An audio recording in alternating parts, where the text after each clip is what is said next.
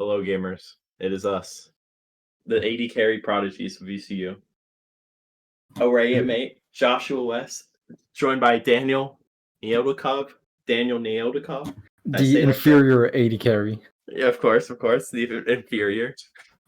Today we have a very anticipated match here on our hands. We got the Dane Fat Cow Hagen coming in versus the Wish 3er Brandon Landon Willis Washington the second. Everfrost Prodigy. Everfrost Prodigy, King Everfrost Prime, some would call him. These two teams, well, they do have names. The Washington League Ballers. And we got the Forehead 2.0. Tristan's favorite team, home team. Shout out to Tristan. Who do you have taking the series? Looking at these lineups, I don't know if you've been keeping track of VCU LCS at all, but both teams look really good. I am slightly lenient in Forehead's favor. Fat Cow. He's shown to carry games solo no matter the odds, and Allison is just a solid mid laner no matter who he's against. Just for the sake of content and friendship, I'm gonna have to support my boys over at the League Ballers this game. As much as I love Forehead and I love their miracle run from 5th to 6th, from everyone's perspective at the start of the season, except for Tristan. Tristan's the only one to believe in them. Here they are at potentially 3rd or 2nd, or maybe even 1st if Mott decides to 4v5 their winners finals game. So let's see what goes on there. I'm gonna root for the League Ballers here, but I could see Forehead taking it. It's definitely going to be a close match. It's either going to be a close match or it's going to be a quick 2-0 sweep. There's no in between. It won't be like a slight stomp or a stop and then a stomp. Like, it's going to be like 20 minutes. Somebody lets him have Cassidy or somebody lets him have Aatrox. Some shit like that. Colma 25, one of the better junglers especially for his rank. Coming in clutch. 4G also for his rank has been going kind of crazy. Plays those really heavy spam gank champions like Nunu. He's been playing a little bit of Trundle. Maybe even picks up the Lilia this series. Oh, fantastic picks. Oh, drafting has already started. Oh, shit. Okay, so the Washington League Ballers pick up Shen Misfortune while the Forehead 2.0 picks up Mordekaiser Jin. Washington looking out to close out Dane's Champo, as has been every team that has played against Forehead so far. Aatrox, Pantheon, Volibear. Forehead does do the respect bans. Ooh, Tarek pick is actually really strong here. Last time Washington League Ball picked Tarek, these funnel comps that other teams would play, I wouldn't really say Forehead play these funnel comps, but these comps that play with like the really hard carry player, like when Rams of Loves would play with David on the Olaf. This Tarek just hard counters those team comps, so it's gonna be a lot harder for Dane or Taylor to really get in there and do the damage they want. I mean, at the same time, you want to pick that Tarek and you want to have your own funnel carry, right? You usually think it when Chinese boosters pick Master E Tarek and just take over the game. Can we see a Washington League Ball Master E come in here? It's definitely interesting. The Tarek is, I'd argue, better used offensively than defensively, but he's strong nevertheless. He's one of the strongest. Yeah, he's definitely better offensively, but he definitely has a wide range of play style. That's what makes Tarek pretty great. Because you can always, like, if you fall behind, you can always fall back on the engage, just take a fight as soon as possible. But if you have to play disengage, you can very much play disengage with Tarek. Washington League Ball looking to close out Allison's champion pool, banning the Zerat. Zerat's just a little annoying. What Brandon wants to do is he wants to fight this guy and get a lane advantage. He doesn't want to let him farm up safely. Nunu is a good ban. Like you mentioned previously, very gang heavy in Coma. Mumu being picked up, not as strong as he was in the beginning of the preseason, but still pretty scary. Oh, he was picker ban at the beginning of the preseason. Absolutely disgusting play. Nobody had to be good at Mumu to play at Mumu. I only think anyone still has to be good at Mumu to play a Mumu. Hecarim being picked up. That's what you want to see. That's a fucking team comp if I've ever seen one. Washington League Ball just drafting insanely good here. This is what I mentioned earlier with the Terry that you want a hard dive, and Silas Hecarim is exactly what you want. Yeah. Rice picked up for Allison. I mean, Rise is fine, but like, I feel like that doesn't really help the fact that Washington League Ball is good at every single point in this game. Like, you need something to like disengage, and Rise ult is just not enough for that. Something like a Galio could have been good here. Maybe even sending the Mordekaiser mid lane and switching Dane on to something else could have been good. The Ray is still a very good pick, I'd argue. Rise is, despite being short range, he still can act as a de facto control mage in a lot of situations. I mean, just how are you going to control Tarek, Hecarim, Silas, Shen diving your team, though? You only get to route 1, you know? Yeah. I think watching League Ball really took this draft. I mean, the Amumu Rise ult does kind of go crazy, though. The combo. Washington, they also got to make sure they don't fall too far behind. They got to win, like, bot lane or some shit early. No, not even bot lane. Tarek is happy to just go even in a lane. Especially in this one, Jin Nami is usually much more favored than Misfortune. Yeah, they're probably going to win that lane, but, like, if Hecarim gets, like, 2 kills early off of bot lane, like, it's pretty doomed, I think. I want to see Washington opt in for the Comet Misfortune with the Emax, because then the lane flips around in his head pretty much. The Misfortune becomes a soft counter to Jin. He can't go up to her. He literally just can't walk up. Yeah, especially since when you put points into your E, your cooldown comes down, you're proccing your mana flow, you're building mana immune, you can just spam it over and over, and it's really it's like lane kingdom in a way, because it just doesn't let your opposing laners play the game as much as they would like to. They might go up for a CS and eat a slow, and that might make Hecarim fucking come in there on them, kill them. It just helps a lot to max E on Misfortune. I prefer it over Q max right now. Especially again in this lane where it's very forehead favored in my opinion. Yeah. You can even put 3 points Q if, like, say you get like a gank early and you get a kill, or Hecarim gets 2 kills. Like, you don't need to play that much more utility because you're just going to chain kill them anyways with Hecarim. Definitely.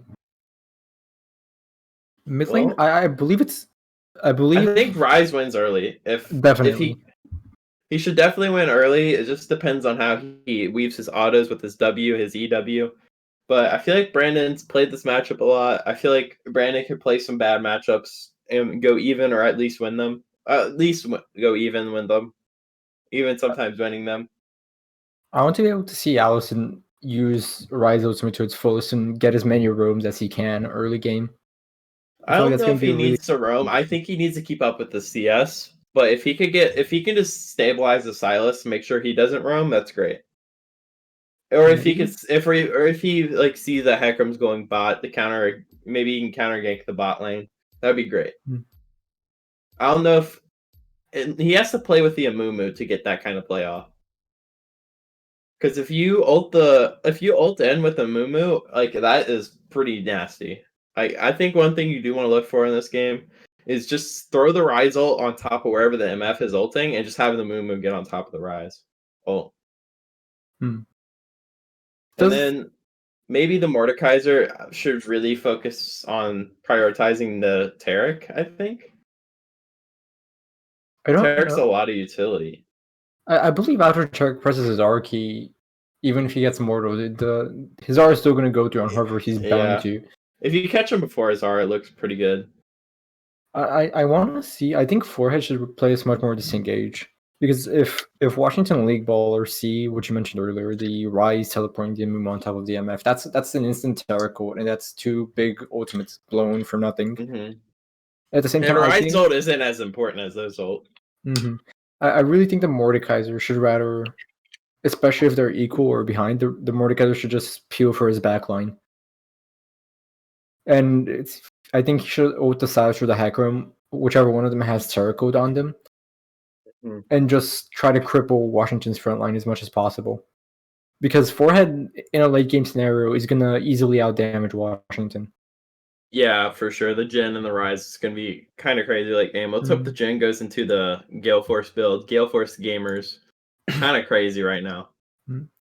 The MF, though she has a really strong ultimate, she doesn't have that much DPS past that, especially if she's going to lethality. But it is possible she might go for on hit and just destroy people with the W steroid. But as of right now, that champion just stacks lethality. Yeah. One thing I've been seeing that's pretty, I don't know if it's a bug, but you can Gale Force ult at the same time on Misfortune and it makes 2 ults. That's, I don't know if you've seen that, but that's kind of fucking broken. I thought it's more of a gimmick because it takes your ult and just like widens it. It's like make 2. I think it does widen it, but I also think it does more damage output. I could be wrong though, but like I've only seen it on like signups and stuff. No, I think it's more of a gimmick. And if like you're Gale forcing forward, you're also putting yourself in a worse position. It's very, very situational. I don't think we're going to see it in these games.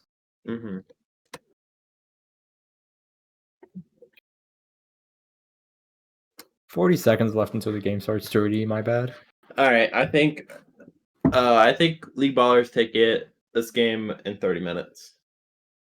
32 minutes tops. Definitely. But if it's past 35 minutes, I think Red Side takes this for sure. If they're playing Hearthstone right now, they have a mid-range deck. Interesting to see how this one will play out. Match is going to start shortly on stream. As you mentioned, Washington definitely taking the upper hand in Champ Select. For opting for more comfort picks all around, but they also have the better late game. I just think they picked pretty bad champions as well, but these are all comfort picks, so they will obviously be better than them on a different champion. Dane, very comfortable on the Mordekaiser. I mean, Amumu, like how much more comfortable? Like how much do you have to be comfortable on Amumu? Jhin, very, very comfy pick for Marcus and Rise. Taylor played a bunch of Rise this season. But I haven't seen Kolma on the Tech Room before. Baraga can pretty much play any ADC. Big comfort pick coming in from the Silas and the Shen. And Tarek is a nice little pocket pick coming from Vanit. This is losers finals, so whoever wins this is gonna play Mop in the finals. Play Mop in the grand finals, yes. So it's a big game. Wouldn't be surprised if a lot of players were on edge.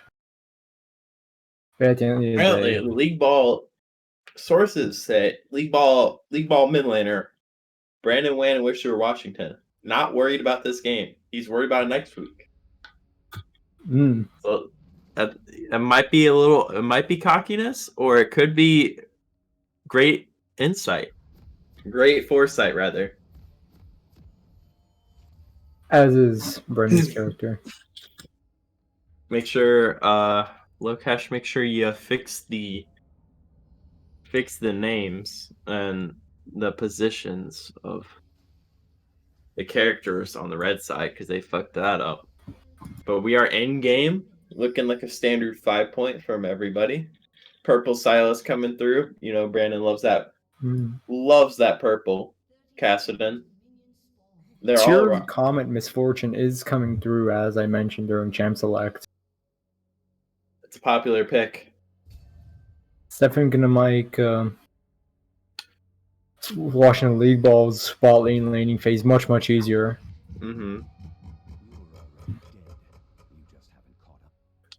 Peruse in the chat saying, "Let's go! We got a 5 point coming through.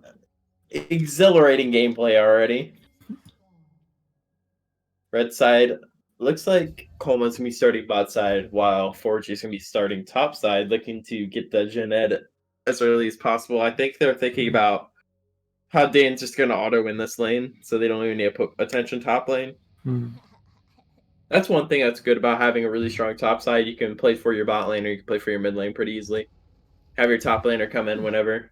But the Shen will come in earlier for most of these. Q start on the Silas. Forehead looking to fake leash boat lane is going to make it harder to track a 4G on the Amumu. Also, not a standard start for him on the red buff. Usually see Amumu's default for the blue buff start. Very mana Yeah. hungry champion. Red buff isn't bad though. It's doable. You're not that mana hungry in the jungle anymore. He is taking a full clear top, or he's gonna maybe go for a cheeky level 2 or a level 3 after his Raptors. Looks like Kolma is looking for a most full clear, just not clearing the Krugs. Okay.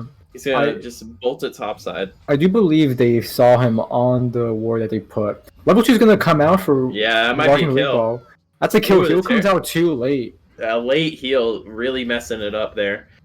Johnny Joestar is going in top lane, taking a big trade, going in the favor of Dane there. He's got a nice little freeze at his tower. 4G is pathing bot side, though. Hecarim is coming top.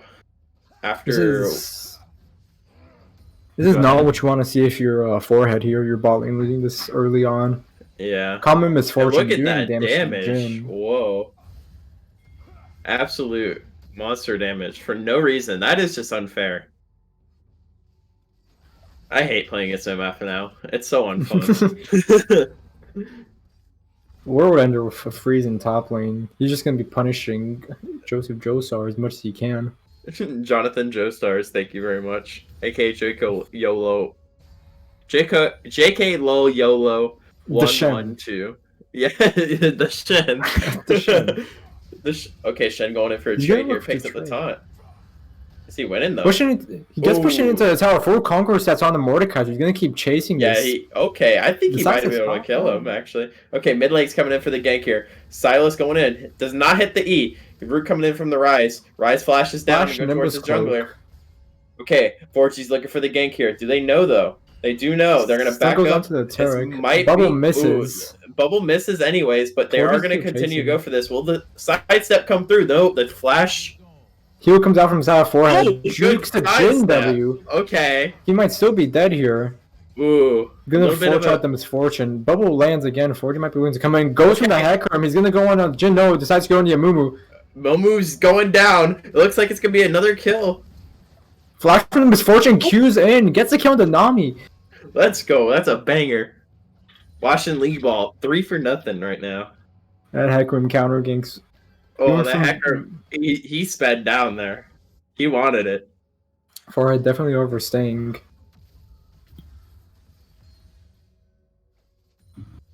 So far, we got a CS difference in mid lane.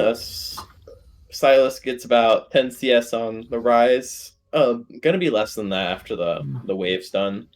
Top lane's small advantage over to Dane. Honestly, JK YOLO, aka Shen, doing pretty good for this lane. He took a few bad trades, but now he's playing a lot more passive, letting the wave come into him. When that lane hits tower, he's definitely going to equal up to CS. There's at least 5-6 caster minions just waiting there. The misfortune already at 84 tier stacks. Not what you want to see. Oh no. Shen taunts in. 40's going to be coming up from the sideline. He's probably going to have to flash here. Okay. It looks like Silas wants a battle here. Teleport, that's... Okay, I think he just wants to do that so Johnny gets his CS from that. Well, sure, he's going to be staying on the sideline, making sure. Okay, look at the Taric, though. The Taric is here. The level 4 roam. 4G is alone in his jungle. Taric's isn't going to connect. Allison is coming down to help his mid jungler. Okay, that's Silas. They try to go in the teleport. They're both going to get away. Smarting from Allison quickly plops down the teleport. The blue suede shoes from Allison with the fancy feet coming in. Very quick thinking coming in from Allison, actually. Wish her with that Hextech alternator. Gives him a nice extra chunk of burst damage. Allison is also going to be looking for a back. Yeah, but he's froze on pretty bad here. I wonder if he uses the TP to break it. He's going to have to use the TP to break it. Meanwhile, bot lane, Bureau is perfectly fine sitting there. Yeah, that's a really hard wave to freeze. I think he figured that out. With the Terry there, he definitely could have froze it, but they just want to bounce it back. I mean, they're probably going to take a fight soon. Kolma is looking for the reset. Meanwhile, Forehead is sending 3 people on Inferno Dragon. Yes, playing for this early Dragons will help you guys in the late game. It does stall the game out if you get 1 or 2 early dragons. What if Harold is in the episode? There's nothing Combs gonna be able to trade. Dragon actually gonna reset for a bit. I don't think Colma's really looking to trade. He's up at camp, and it just gives him a lot of tempo, because now... Witcher's gonna look to fight Allison, lands every single ability, goes quite even. Allison's gonna continue trading with him. He might die. W barely misses.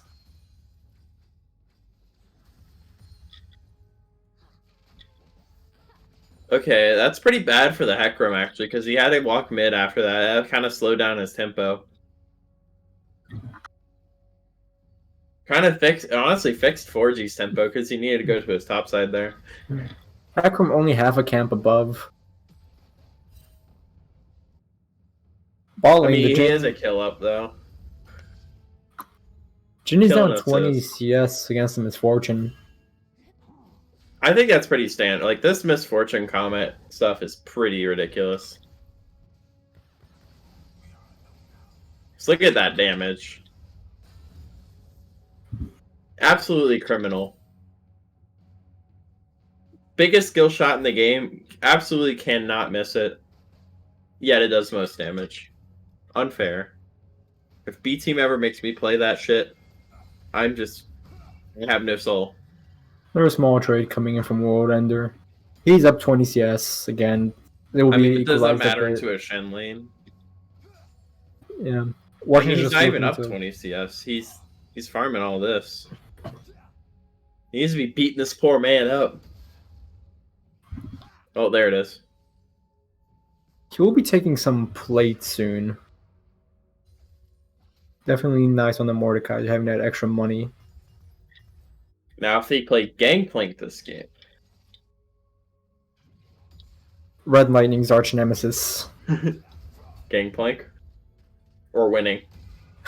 Gangplank. Oh. Not much happening right now. Yeah, the game pace is really slow now. Gotta say, Amumu is way less strong than he used to be. Watching him clear these camps, it's just not how it used to be. He used to clear these camps so easily.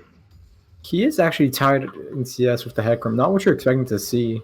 Yeah, but there is a dive coming in top lane. That's 3 people from Washington League Ballers. They're going to try to get World Under here. He seems to be fine. Actually, Wisherland's always abilities just almost murders World Ender. Oh. Run with that's going to be called. I'm really curious on how this one's going to go. Oh, he just We're going to go under the tower, just deletes him. Okay, that's a bit of a misplay from Dane there. Flashing a little early, but bot lane's looking to get it back, but he misses the W. Jin picks up the W there. That could be looking like a kill. They are looking for the dive, though. They are pushing this in, and Mumu is bot lane. And he knows. Wise up. And that's start going to the side of Washington League Balls. Very good way to accelerate your game, especially this early. The amount of plates you can get. It might. No, he's not going to be able to get a second round of plates. Top might get a plate. Oh, he didn't get the plate. That's so sad. Minion aggro going slightly out of his. No, he just. The game just didn't give it to him. A lot of CS difference in the mid lane and top lane.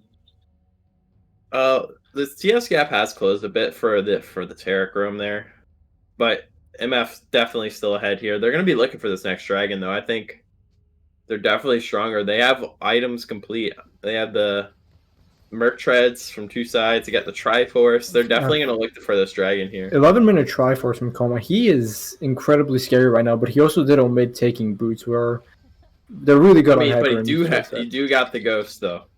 That does make up for it. The phase passive, if he ever gets to hit someone.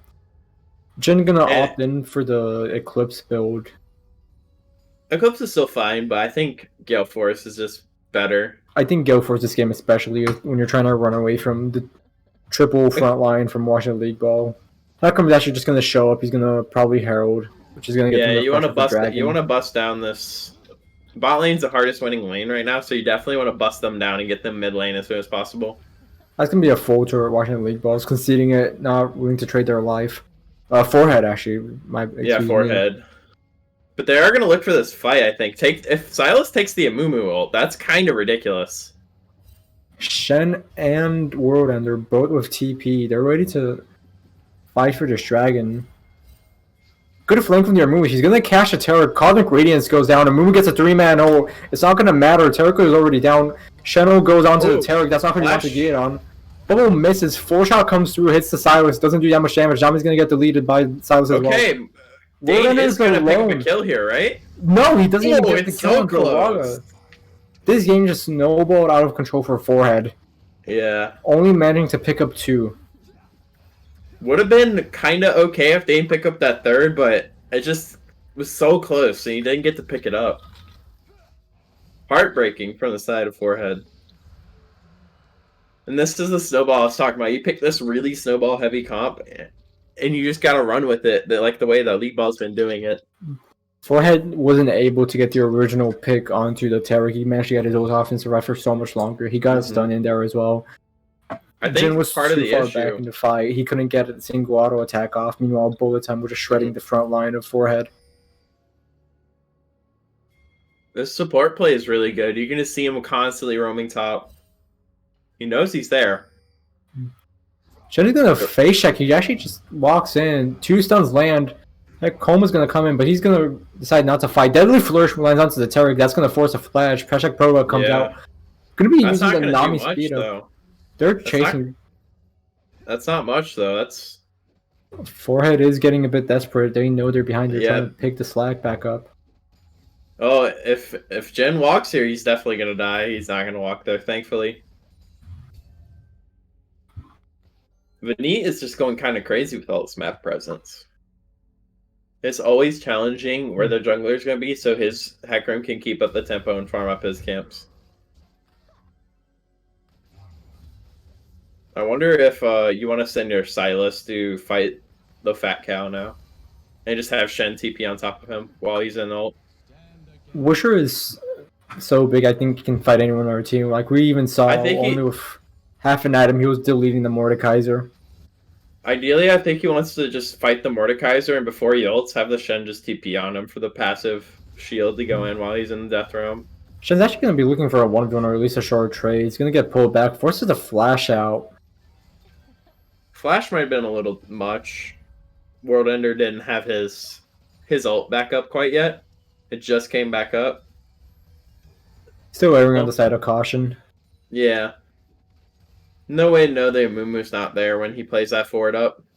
Jin missing the cannon under tower. A heartbreak. A heartbreaker. Alright, we can go next.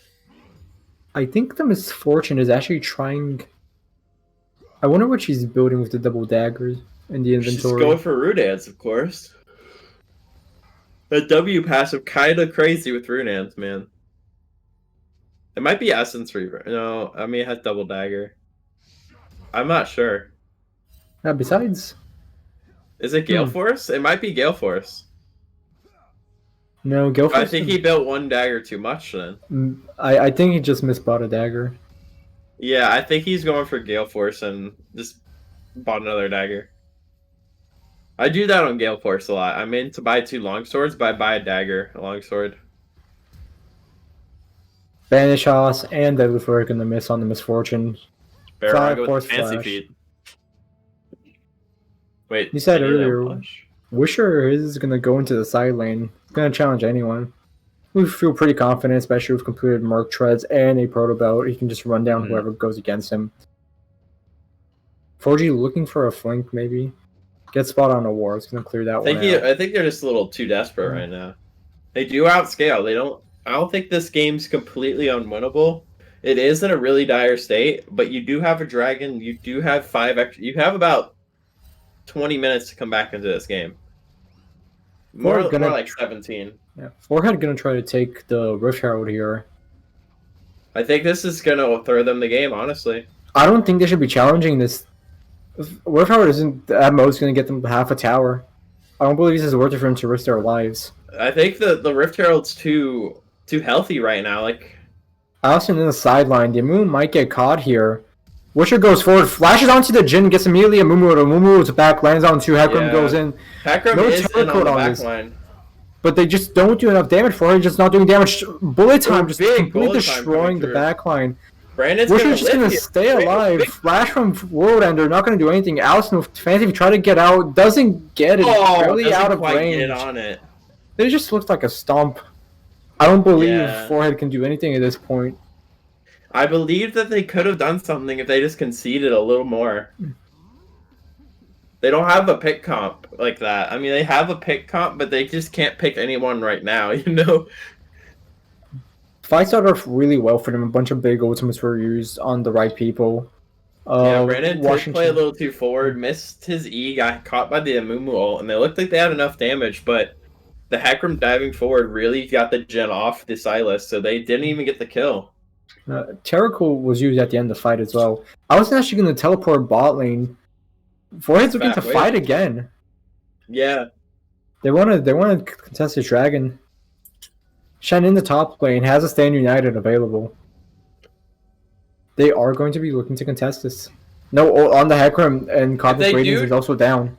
If they are able to get this Tidal Wave is stolen. That's going to be huge. Just separate the team. Well, that is humongous. Stalling it out. Stand United is used. Deadly Flourish on the Misfortune is going to do nothing. Stun on Terra. Just look at the way Washington League Ball is playing this. They are playing perfect front to back here. Allison doing his best to do something, but he's just going to get deleted. Perfect front to back from Washington League Ball. Great tidal wave from Wisher. Come through, hits all of them. Big zoning. I don't know what ability the stun is for Tarek, but the big stun coming in from Tarek just decimates the side of Forehead 2.0. As you mentioned earlier, that's going to be a Gelford on the Misfortune, probably just misspotted. Yes, sir. He's like, shit, I meant a longsword. It happens to the best of us. Wisher's just been playing these fights really, really well. Sealing the ultimates that matter and using them in very good scenarios. But he does not have the most kills on his team. Therefore, the MVP of this match is Barraga. Great job. He also did buy a Proto Belt. I would like to see him sell the Proto Belt and buy an Everfrost. Yeah, where's the Everfrost? He does know that you're casting this, right? I do believe he knows I'm casting this. What is he doing? Is there any way we can contact this man? He is a filthy tryhard, as they would say. I do not know if it's against the rules for me to message him mid-game. I would rather not. But he will get a message from me to build Everfrost next game. I don't care if it's Kiana. After this game has concluded, of course. Yes. Allison trying to find a tower. Rise. I do like that he went Ludens this game, though. Ludens kind of really strong on Rise. I really like it whenever I play Rise and don't be Rise hack. Take all my junglers farm. World Ender gonna take a trade with the Shen. He's just gonna taunt out. The Shen's just not dying. Allison putting some damage down, continuing to clear the wave. That's all he can hope to do at this point. Just hope their superior wave clear just stalls out the game long enough. Wish is actually gonna show in the bot lanes. I think he kills him. Steals a Death Realm. That's a double Mordekaiser. How did he not hit that E? I think he wins this. Keep going. 40 is actually going to show up. He's going to get ulted by the Mordekaiser again. I don't know if Wardener wants this. He actually gets the solo kill. I don't know if he... Oh, that's a big throw. Sabnami's Curse comes out as well. Gets a free kill on the Shen. That's kind of a big throw. Dane showing his proficiency at the champion keeps Wisher in the death realm for so long. You're right, but I just kind of watched Dane walk at him and auto attack him. I mean, that's all you need to do with Mordekaiser, really. Yeah. Brandon was just like, why isn't he dying? I've hit everything. But even with the stolen stats he got from stealing World Ender's ultimate, it still wasn't enough to bring him down. He was barely alive. That's a bit of a throw. That does stall out the game a little too much. 250 gold extra in the pocket of World Ender. He's going to finish the Demonic Embrace. You're gonna want to see some like healing reduction if that shit's gonna happen again, bro. Dane is quite literally the only thing keeping this game alive. Yep. 4 kills is going to be built on the side of 4G, or at least building towards it. That's pretty good. I think League Ball really needs to amp up the game pace right now. And they really need to start getting ready to end this game. Because it looks like they are starting to come back here a little. Maybe it's because they threw it a little, but... You say that, but the bot lane for Forehead is full item and a half behind their counterparts of Blitz and Belraga. I agree, but one Amumu ult will make sure that she dies. If they combo the Rise ult with the Amumu ult, or just if Belraga just walks a little bit too far, it's possible for this game to come back. Now they're going to look for the Dragon Vision here. I think Dragon's coming up fairly soon. In a minute. Yeah. I need to put on objective timers. The Jhin is going to buy more lethality. I believe that's going to be going towards a collector. I wouldn't say it's a great move considering everyone on the enemy team except the Misfortune has some form of armor. Como with a completed Death Stance and no sign of any grievous wounds besides the Bramble Vest is going to put that Death Realm fight happened that way because Dane stole his stats back. But I wonder how that works. I think that's how that works. Lots of vision set up for blue side here. Watching League Ball taking control of the river here. Surely a fight's going to happen. Dane is stepping up here, but let's see if the Terracolt can be used before then. Misfortune walking down. Shen looking to ult here. If you're a Forehead, you don't want to 5v5 in any scenario. Yeah. Dude, he's going to go for his forward. He's going to just elite the Jhin. Very confident play from him. The Collector. Ching collected. That is certainly going to get the blue side the Dragon. Next one no one is around to punish Cloud that Soul. play. You gotta say, Cloud Soul on Silas, Shen, and Hecarim does not look too nice for the other team. Wish you're trying to fight. Gets hit by a bubble. Of course he is. Belraga is right there. The Jin's dead. I don't believe Forehead can fight this anyway. They're down 5k gold. They were down a lot more at one point. Oh, nice ult. I mean, you just gotta go pick up a new one. Yeah, we're just looking to reset it. Yeah. Probably going to try and pick up the Death Realm again. At home. Mom, we have ult at home. Ult at home. Agility Cloak in the Jin's bag. That's definitely going to go towards a Collector. I just think the Amumu ult or the... I would just love to see a Silas steal Mordekaiser ult and then a 2v2 in the Death Realm. Say, like, the Misfortune gets ulted by the Mordekaiser. He just ults someone else to come back in. How about your homie?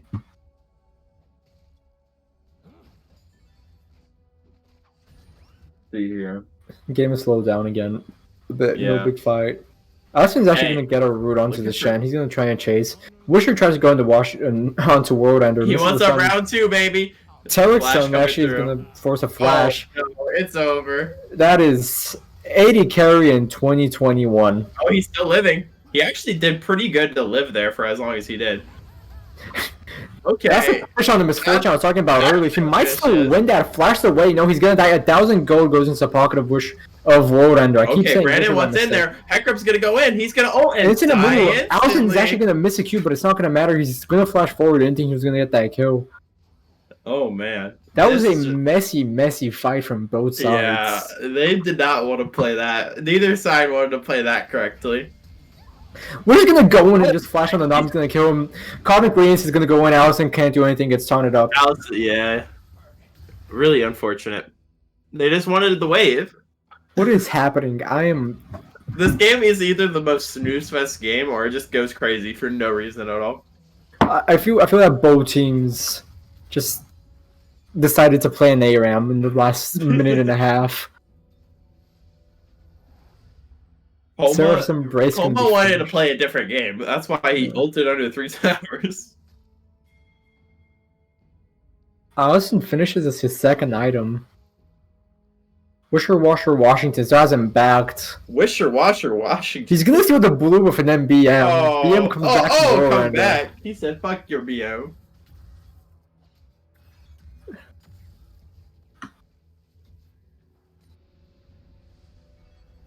Baron is up. You're gonna definitely want to see blue side taking the initiative in that. Red side looking to clear mid wave. Let's actually clear bot side vision. Burroga instantly bought a QSS after dying to the Mordekaiser. He said, "Okay, never again."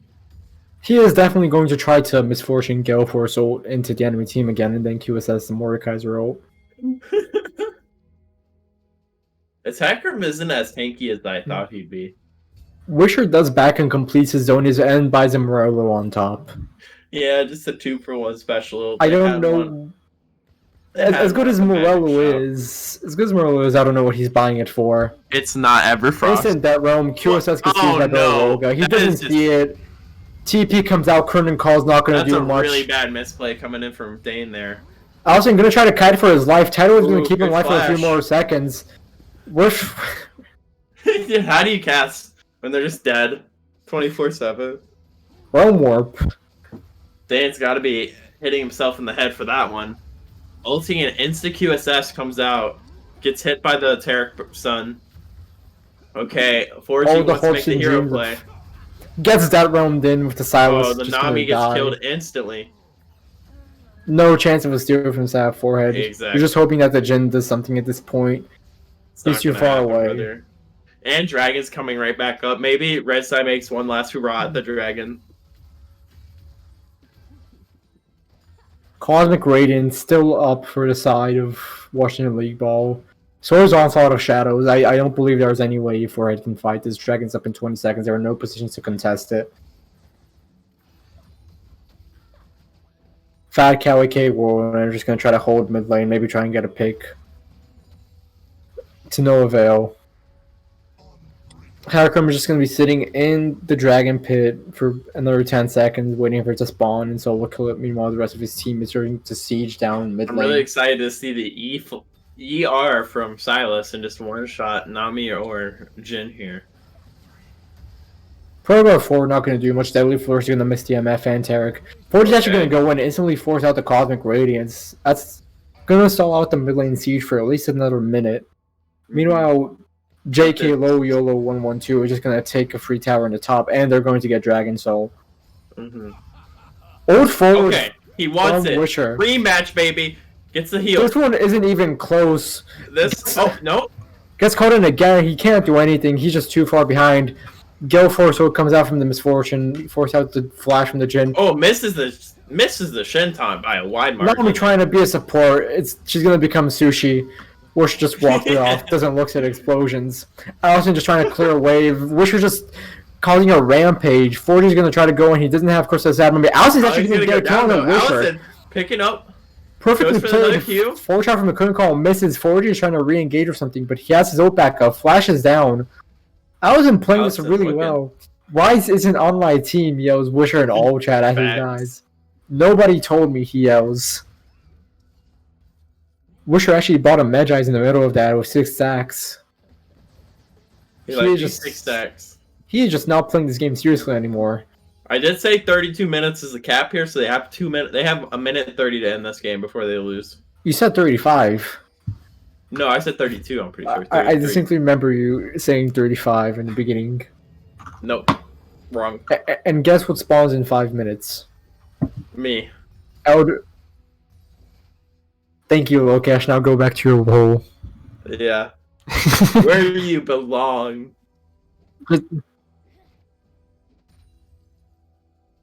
Just kidding, Lokesh. We all love you. Oh, who's Lokesh? Who's Lokesh? What is it? All I know is Roland Chang, too. Shout out Roland Chang. Allison's actually going to buy a Banshees and half a Morello from the play he made earlier. He's sitting at almost 300 CS, farming the best, actually second best in the game. Burrog is almost at 300 CS as well. Imagine farming a Misfortune. What a fun time. He's going to finish an IE as well. If you thought the Misfortune hurt before, now they're in a whole world of pain. Oh, he's dead. Cosmic Radiance goes out. Misfortune is going to tread a bit. 4G's going to get picked up by the Shen and Wisher. Christmas Adam is going to go out. Curtain Call gets called. Flash forward from Wisher. Hecarim goes in, instantly kills Allison. Jin just can't do anything. The game is over. They got a pick in the beginning, but then 4G decided to get picked as well. Okay, JK YOLO versus Dane. JK YOLO getting the auto attack off, canceling the auto, goes back in. Ronander looking in, gets the fucking Zhonya's hourglass. He wants to kill. League Ball gets run down by a Hecarim, and that's going to be the end of the game. Yeah, FF's come through. Very well played from the side of Washington. League Ball 1-0 in this series. Looking to take the rematch with Mop. This is still a best of 3. Now, if we can get our color casters to come in and talk about that game a little bit. Wow, me and Daniel. Not you. Why? The real one. Red Lightning. Why do you guys hate me? I'm sad. I mean, you did come into the chat and then yell Everfrost into my poor sensitive ears. What do you mean? I didn't say anything. You wanted some color? Yes. How'd you figure that game went? Well, if you're on forehead badly. Mm-hmm. What do you think went wrong in that? Was the team comp diff? Yes, it was. You don't need to answer that. Or like, did they just ent too much? Like, what do you think went wrong for Forehead, Mr. Forehead Stan? They big time entered too much. I mean, I don't even think their team comp was like that garbage. It was way worse than League Ball teams. Don't get me wrong. Theirs was much more cohesive and just much better all around. Easier to execute. Oh, way easier. But they had a decent shot. They just kept forcing at objectives they really didn't need to force at. They ran it at that Rift Herald. They ran it for every single dragon. They ran it and went, we can't win these fights. Okay, let's go to the Air Dragon and run it again. Yeah, they lost the fight of the Rift Herald, and then they took that Cloud Drake fight with no ults up. They had no Mordekaiser ult. They had no Amumu ult.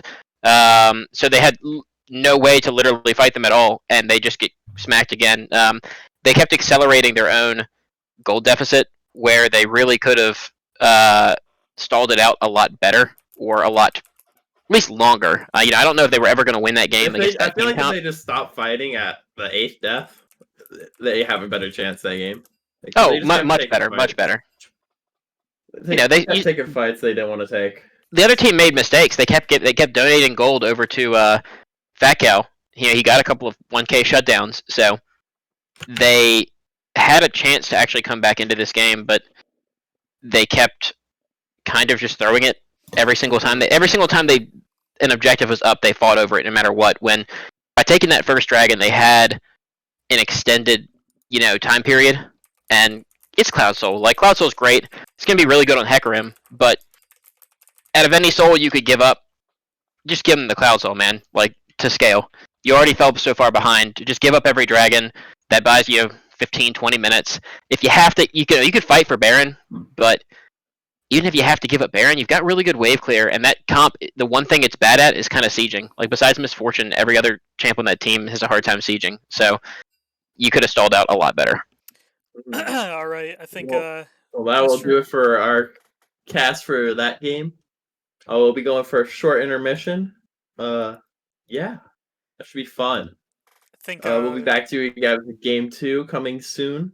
Put your predictions in the chat. Who you think is going to win this one? I personally think Lee Balls is going to take a quick 2-0, but I hope we see a more drawn out and back and forth series. All right. Looks like Mr. Red Lightning and I, your two favorite casters, obviously, will be taking over for game 2. Mm-hmm. At least the two cutest. I don't know if we're the best, but we're at least the cutest. I don't know about cutest. Me and Daniel kind of cute. But Daniel low-key looking kind of cute, but Josh, you're I'm 6'3". Fuck you. That ain't cute. I'm a short king. I might be you can't. but I'm a short king. You can't be cute at 6'3". I'm a Chad. No Chads at our gamer university. Be going. Well, shit. You made one the president. My bad, bro. I didn't vote for you. Well, you couldn't vote, Mr. Alumni, could you? Hey, if there are any ladies in the chat, I'm single. Hit me up. Okay. All right. Daniel, stay. Low cash, go. What do you mean? Yeah. What do you mean? Yeah, if anybody else is looking for, like grad school or anything, any grad school people, this is Lokesh. I hope you guys take him. He is very special to me. He might be a little stupid, but he has a great heart on him. What do you mean I'm Lokesh. intelligent? I'm smart boy. We're trying to get more Lokesh is viewers. very gullible. True. That's cap. And you If know, you and he is also very steppable. Yeah, he has a very that's not cap. steppable body. That's not cap. All right, let's stop talking. Let's get to the second game. We will be muting the stream for like a couple minutes, and we'll get to that. Apparently, Goodbye, the team friendos. is on a potty break. Yes, Aha. that- Brandon Wanden Wisher, Washington the second. So you mute the stream. Washington Jr.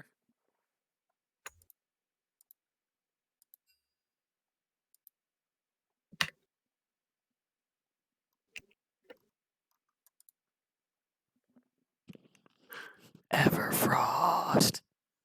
Okay, the stream's muted, right? No. What? Hmm. Why don't you listen?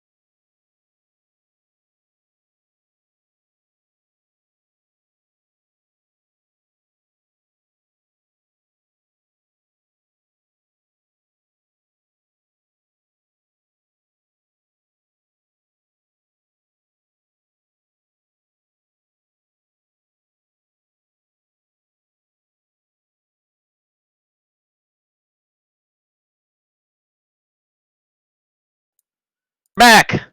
We are back. Woo! Welcome back, guys. I'm joined by the lovely, talented, handsome Red Lightning. New year, new caster, new game, same tournament. We're back here watching VCU LCS Game 2 of Forehead 2.0 versus Washington League Ball Team.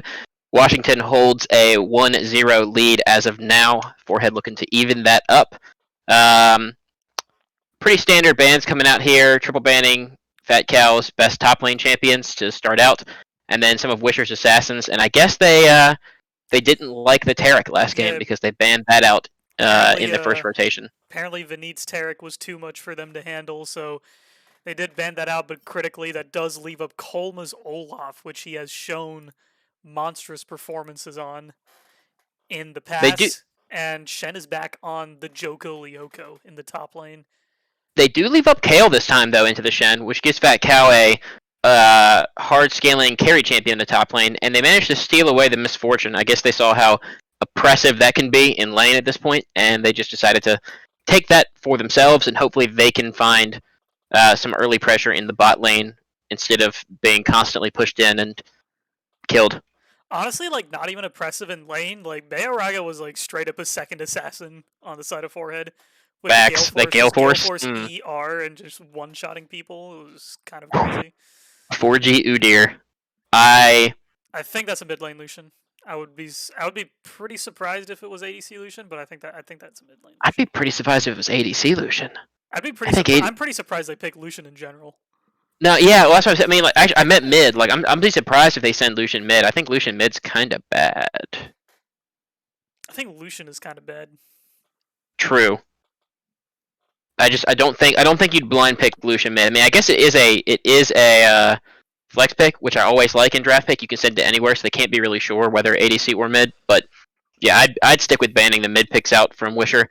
I'm more scared of Silas stealing a big ult than I am of, I don't know, other ADCs.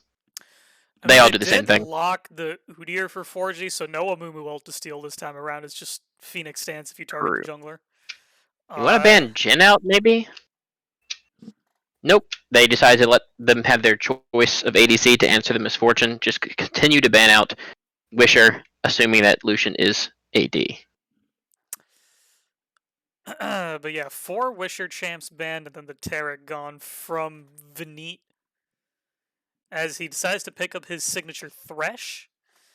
Be seeing a lot of mid and top lane roams from the support himself. Also head coach of the B team. Ready to show off his talents. I bet I can guess Allison's pick. Rise. You're never going to believe what I'm going to guess. It's going to be Rise. It's going to be Rise. That is a Morgana support. Standard counter into Thresh. It's not the Red Lightning Morgana mid staple that we saw last season in VCU LCS. No, it's not. Morgana, I mean, it's by no means unplayable for Thresh, but definitely a winning matchup for Morgana in that lane. And combined with Misfortune, post level 6, if you hit a binding, RIP that character, because you're dead. Indeed. So, and it's just generally oppressive. Easier to hit the bindings when they're slowed by Morganas. Make it rain. And the Tristana. Okay, that's not Rise. That I can confidently say it's not Rise. Tristana mid as a pick into the Lucian, I think. 5-head 5.0. I hate it. It could still be Lucian ADC, so we don't know, but it is a Tristana mid. Okay. I like it and I hate it. I hate it.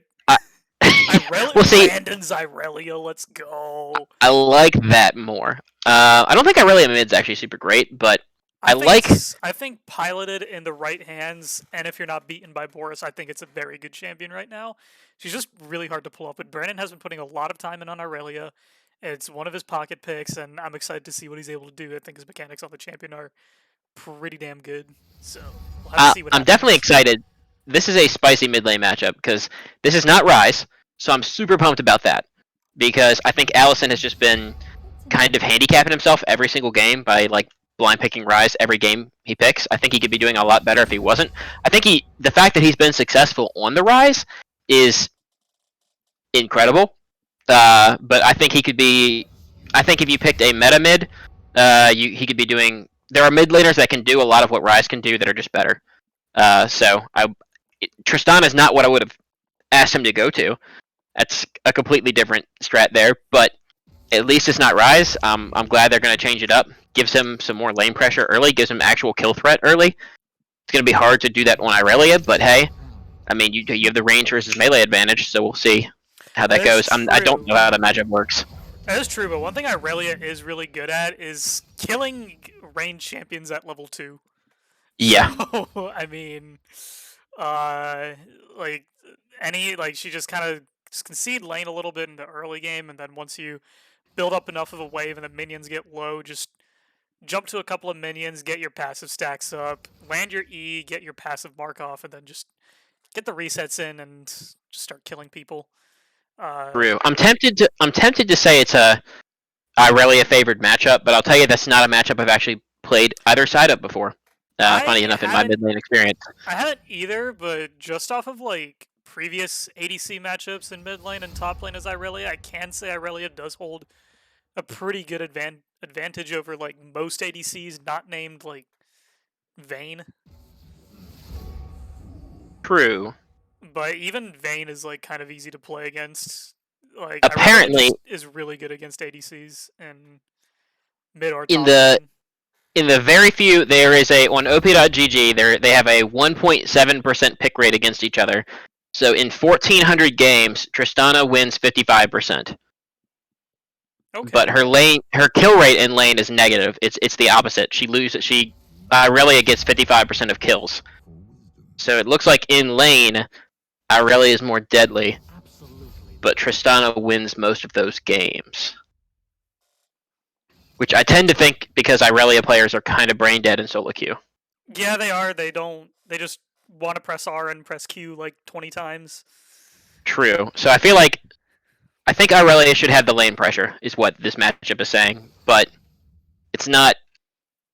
I don't know. It's not that simple, I guess. Tristana has some ways to deal with it.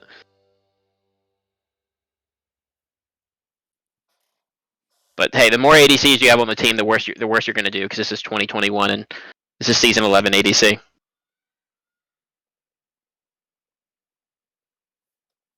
They have a deadly backline, though. They do. Tristana, Kale, and Misfortune are pretty disgusting. Almost a pretty normal team comp coming out from Washington League Bowl team. Their win condition is kind of clear. Look to dominate lane, play strong side bot lane, somewhat weak side top with the Shen, and then TP in with Stand United for multi-man plays on bot side and strong dragon pressure. But I mean, Irelia doesn't actually have an advantage against Tristana early because it is range versus melee. But the Olaf Udyr jungle matchup I think is like decently even. I think so. I guess when you're looking at the mid lane matchup, you also have to remember we are factoring in the players, and I mean perhaps Allison's Tristana is just a completely different playstyle, but he's definitely more of a passive laner. So I would tend to think that Irelia would have decent lane pressure, like outside of level like 3. Once she has, once level 3 to 4, I think Irelia would probably control that lane, get to the roams first. But if you ever leave Tristana alone, she's gonna kind of knock down that turret quick, get some good plate money, and her 2v2 with Udyr would probably be pretty good. I don't know if it beats Olaf Irelia, but it's probably pretty decent, especially if you can just keep Udyr in front and let Tristana hit from the back line, get her charge off, and then rocket hop around the map. The Kao's the win condition here, though. I mean, as it is in every game. And I don't think this is a team fight comp. Because your backline might be nutty, but you have Udyr as your only front line. You have some decent peel with Morgana, I guess, but like... They have no engage. They have no engage, and they have like an okay-ish disengage. Yeah, meanwhile, you've got Red Side. Red Side's engage isn't super amazing, but like... They're better Shen can go in. They're really good at running people down. Olaf, Shen, Irelia can like run people down really hard, and they have the pick potential with Thresh. Yeah, So, and like, if Shen just ults Olaf, then even if he doesn't have the actual amazing engage abilities, he can literally just run in and kind of face tank and get in there. And any disruption on this backline kind of spells doom for Forehead in a team fight because they just once the once the front line of Red Side is actually in that fight, they're going to be spread out. They're going to have a hard time dealing DPS because they're just going to be worried about running away. There's not really any peel to speak of in terms of like front line. There's not, let me put it this way: there probably won't be any front to back team fights probably because not. I would don't expect like think a Blue lot Side's of. comp could do it. I'd expect a lot of like diving the back line because like I feel like in a straight front to back, assuming gold is even, I think Forehead takes it. So definitely they're gonna have to put a lot of priority on these squishy backliners, and how Forehead plays around that will be crucial to their success in this game. Very, very true. I think fights are going to be both. They're either going to be really, really long and drawn out while both teams just kind of poke at each other and feel things out. But once the fight actually starts, I think it's going to be over in like 5 seconds. Probably. I think considering how Red much Side either kills damage- everyone. You go ahead. I mean, like just saying, considering how much damage there is in season 11, it's kind of Yeah. ridiculous. Like everything just dies in like 2 seconds. So, Red Side kills everyone instantly, or Blue Side doesn't get killed instantly, and then they just win. I think that's how that's going to work. Right, I think that's a fairly accurate assumption. One thing we do need to take into account: League Ball is full AD. However, there are no true tanks on the side of Forehead, assuming 4G goes for his AP Udyr build that he very much prefers.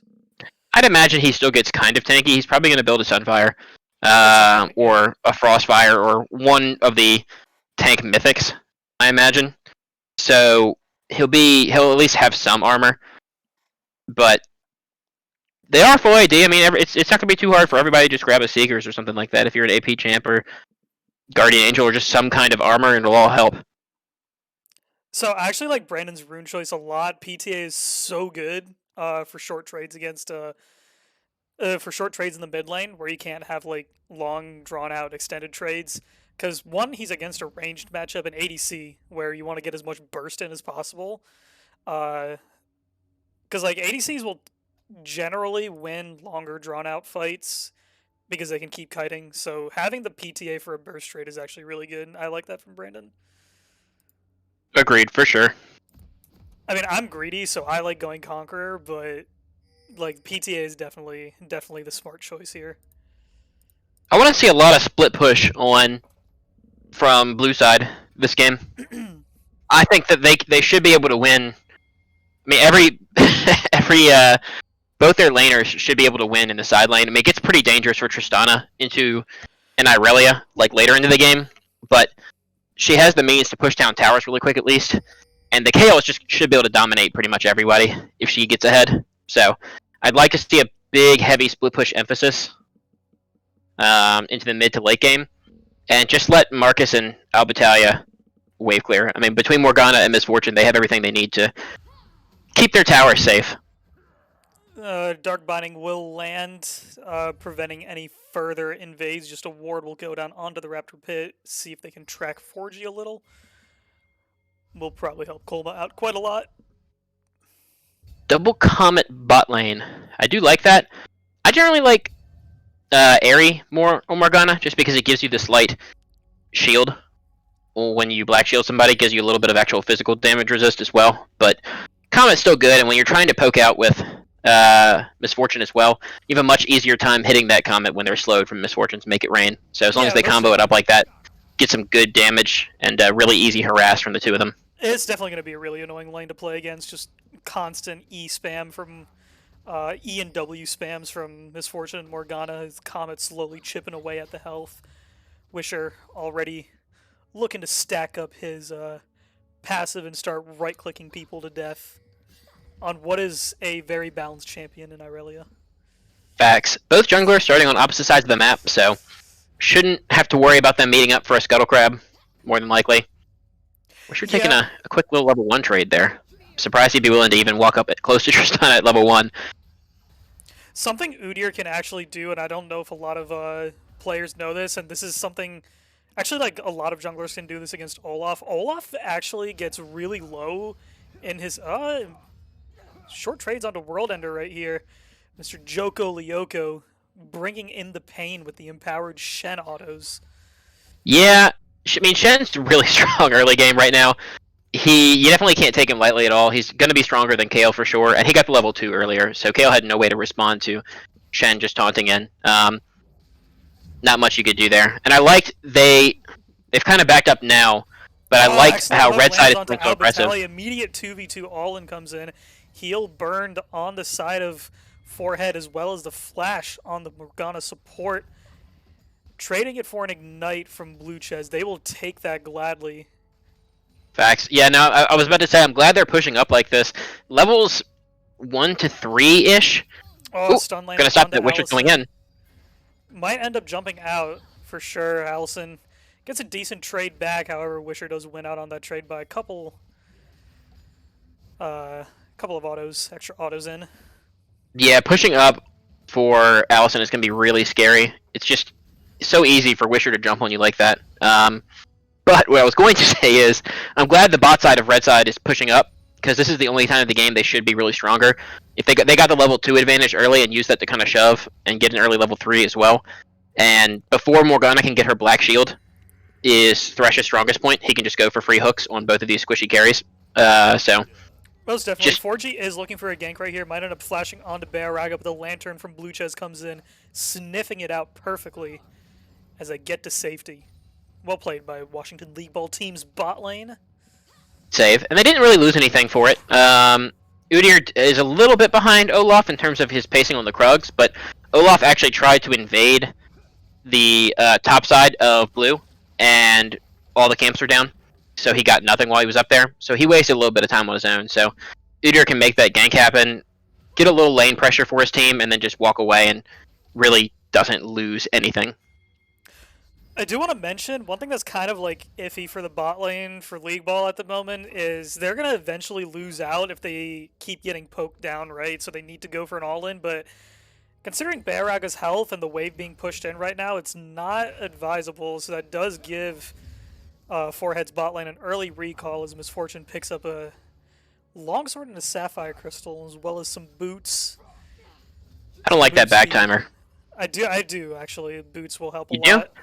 I mean, it will help for sure. I don't mind the actual items, but they're gonna miss that whole wave because they didn't go back on a cannon wave. So they lost a little bit. They didn't really get a great reset in terms of actual wave timing. Meanwhile, I believe Red Side.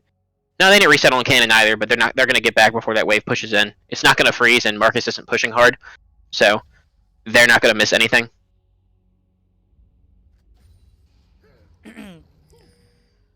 As far little to no action from these junglers, they've kind of just been farming. But I want to go back to my point earlier.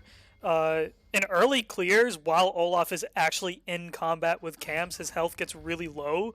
So he's very vulnerable to getting counter jungled. So if you have a strong early game jungler that can catch Olaf out at one of these camps, like Lee Sin can do it, Kha'Zix can do it, Udyr can definitely do it. It's a possibility, but we do see a gank coming on to Joko Lyoko. Will put down his W and just run to his tower. They're going to trade that by spotting Udyr out on the top side. They're going to trade that for the Earth Drake, which decent trade, but unfortunately for Red Side, Fat Cal's now level 6, and he hadn't been punished at all before then. Wisher's actually going to get dropped here with the bomb from Tristana. The stun from 4G just giving him enough time to stack that up, so doesn't have to worry about the Irelia damage coming in before he's basically dead. Well played from 4G. Indeed. Just goes in for it. Tristana has easy follow-up. You can just sack it up pretty easily. Instantly heading bot lane. Getting caught out, actually. He's going to probably for sure. go down here. See if they keep chasing down. 2 kills for the side of Forehead, coming back strong in the early game. Yeah, just utilizing their stronger lanes. Last game we saw they were basically losing every lane. Even the Mordekaiser into Shen lane isn't amazing. Level 4, 5, or 6. Shen's just so strong. Solo kill for Joko Lyoko? No, World Ender flashes out. Yeah, Shen taunt was already down, so he could burn Kale's flash, which is totally worth of your Shen because you still have your dash whenever you come back. Kale has no other escapes, so definitely worth. But no real threat of the solo kill coming in there on Fat Cow. He would have had to misplay pretty heavily to actually end up going down. And what I was going to say is he's actually level 6 now, so he does have ranged auto attacks. He's farming up well. He's just a little bit ahead of JK LOL YOLO 112. Joko Lyoko for short. Taunt comes in. Ooh. Wisher does come through with the No flash this time. top lane. KLL is in, however, will not save him. Dane falls in the top lane. Baraga gets flash stunned up. Don't think he will. He does actually go down. 4G picks up the kill. The bot lane is just getting absolutely decimated here. Marcus Dewasian getting the kill credit on the Blue Ches. May have taken down Dane, but that leaves 4G open to get the bot lane a double kill. Well played from Forehead, going for the favorable trade. Yeah, really good job across the map from honestly from both teams though. So Forehead did a good job responding there, and yeah, they got 2 kills because they're on the bot side. But you got your kill onto the Irelia in the top, which, knowing Brandon and knowing the champ, having your Irelia snowball is going to be really, really important. I don't want to see Brandon's Irelia be 0-0 at 25 minutes. Catch Coleman on a ward hour. He is level 6 and he does have ulti. He might just run down. Split up. Here. Yep. I don't know. The axe onto Albitalia. Another axe comes through. Will Colma pick up this kill? Most likely the double kill comes in. 4G stuns him up under tower. This Olaf is probably going to go down. Indeed, the Udyr does pick up the kill credit on that one. Will Blue Ches go for a hook? Almost lands, but 4G gets out. So I don't know what Albitalia was doing there. Somebody was going to die to Olaf. So he decided to go for the misfortune. I think that Morgana should have just turned and run instantly away, and she totally would have lived. But decided to stick around, already had thrown out all of her abilities, so really just auto-attacking Olaf and ends up giving away 2 kills. Now, maybe they only get the kill onto Olaf for their Udyr because she kills herself, so I don't know, it depends if you think that trade is worth. But I think she could have just gotten away. They are looking for Balraga here, though, but the Thresh Lantern is all they need to get away. I didn't even see the Lantern. That was actually slick. Taunt lands up onto World Ender. Joko Lyoko autos a minion. He's going to lose out on this trade. He's been playing this pretty well. Does actually have a slight CS. We're actually completely even on CS, so well played in this early game against a much higher ranked player, but it's only going to get harder and harder. Allison does get aggressed on. Will he actually go down here? The tower shot comes through. Wisher kills him off. However, will Albitalia... Wisher don't fight in the W. Okay. Actually nearly kills him off with the Vam Scepter passive healing from Irelia, but I think he could have lived. Conqueror, no bonus healing, no bonus adaptive damage, so quickly burst out the Tristana. It's a 1-for-1 in the end. Has the Blade of the Rune King. That's a huge power spike. Exactly. You take those. I think he actually could have lived, though. He fought Morgana in her pool when he was really low health, so he actually took some real damage from it. Had he just walked away first, I guess? I mean, he might. I don't know if it would have made much of a difference, but he might have been able to live had he walked slightly to the left, right, or backwards, and then continued the fight. Maybe. He was sitting in the execute damage pool, the Tormented Soil. It does execute damage now, right? Or am I tripping? Yeah, no, it does much more damage. Not necessarily execute, but it scales up with missing health a lot. Right. But once you're below 50%, it actually does damage. But when you're above it, it really doesn't do anything. Blue Ches Balraga looking at solo kill. He actually DCs out of rage, but quickly reconnects. Balraga gets the solo kill onto Marcus Dewasian in the bot lane. 4G going aggressive.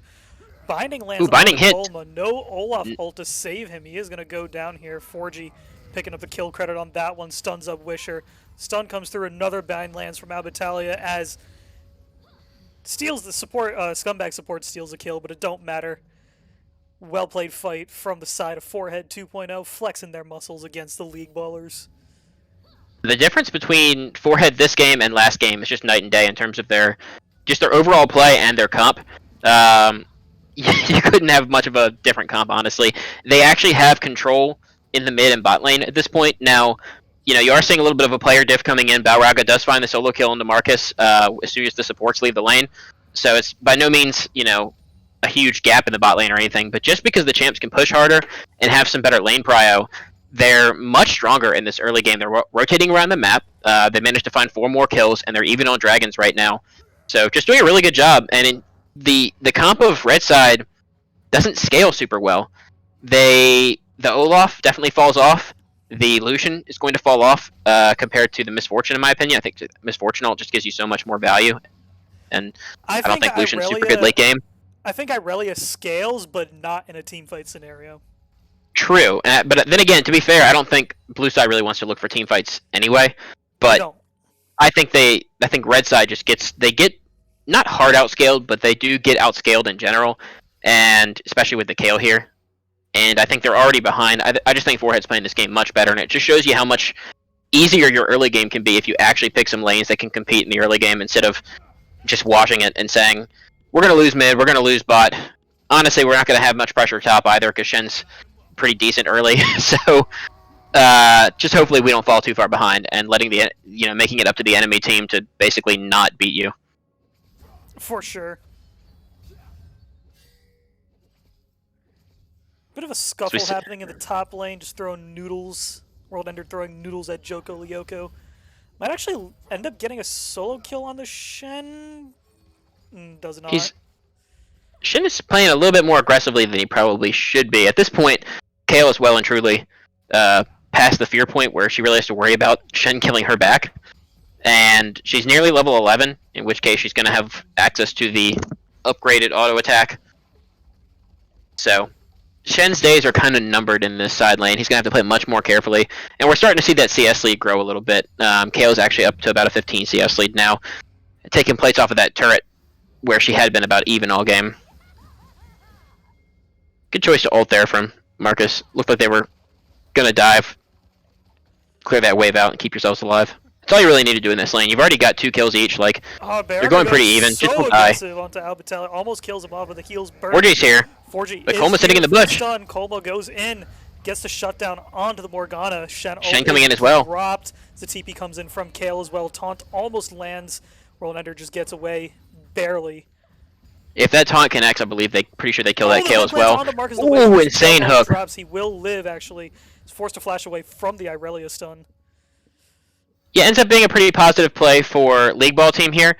Just a 1 for 0, so by no means devastating, but hey, you get the extra kill. Colma waiting in the bush really helped them out a lot. With his ult, he was unable to be stunned by 4G, so they couldn't peel him off of Albitalia. And the bot lane of Forehead had just already been weakened so much from that 2v2. They're just actually hard losing this at this point. Balraga and Blue Chess are kind of doing whatever they want, literally diving them under tower 2v2 and getting excellent trades. So I'm surprised it's that we're in that kind of game state. I feel like the Morgana and Misfortune should be strong enough to contest here, but they're just clearly not quite at that level, and the bot lane dominance is what really allowed that play to be set up. I don't think had the bot lane not been so weak already before the actual big scuffle started, I think that Forehead would have had a much better chance at turning that around and maybe getting a team fight win. Possibly. Because the cards landed in League Ball's favor, but Forehead did play it pretty well to ease in the bleeding. Just like put a band-aid over it and disengage effectively. Sports have found each other. I'm mad that they didn't start fighting, but it's okay. Kayle's not quite level 11, but she has to be there any second, I'd assume. She's been on level 10 for a while. Both her and Shen. This game is really bad. True. But I think level 11 is where Kayle really comes online. Level 11 in about 2 items. So she's at 1.5 now, and there's a level 11 coming in. So she actually has the waves of extra damage here. Colma's looking for the kill, but World Ender does have flash. So, in no real danger. Hits him with 1 axe and walks out. Just a drive-by. Indeed, he does. Both teams kind of at a standstill right now. Game is slowed down to a halt as they think about what their next goal is. I'm surprised to notice that Wisher's Irelia is actually up 40 CS on the Tristana in the mid lane. I'd assume that the Tristana would be up ahead in lane pressure, or at least in farming, just because she's ranged, but... Oh my god, Marcus looks like he's going to go down. Never mind, I thought that was a win for the side of League Ball team, but they end up killing off Balraga. Wisher is here. He can't stun Albitalia. Excellent hook comes in from Buchez. Barely lives. Wandon. You take those if you're blue side, because they're going to get collapsed on now, and at least Wisher is going to go down. Don't think that Shen ult was necessary. That's just a cooldown right there. For sure. You weren't gonna... Irelia wasn't getting out of there alive. I don't think the Shen ult was necessary by any means. So good for Forehead overall. Ends up being a 2v2, I guess, but they had to commit less resources, and they're going to trade turret, spot turret for top turret, more than likely. And I don't even know if for sure if Shen is going to get that, and the drag goes to them as well. So map state advantage, objective advantage, and the kills were even. You'll take that if you're Forehead. Indeed you will. And it's more time for your KO.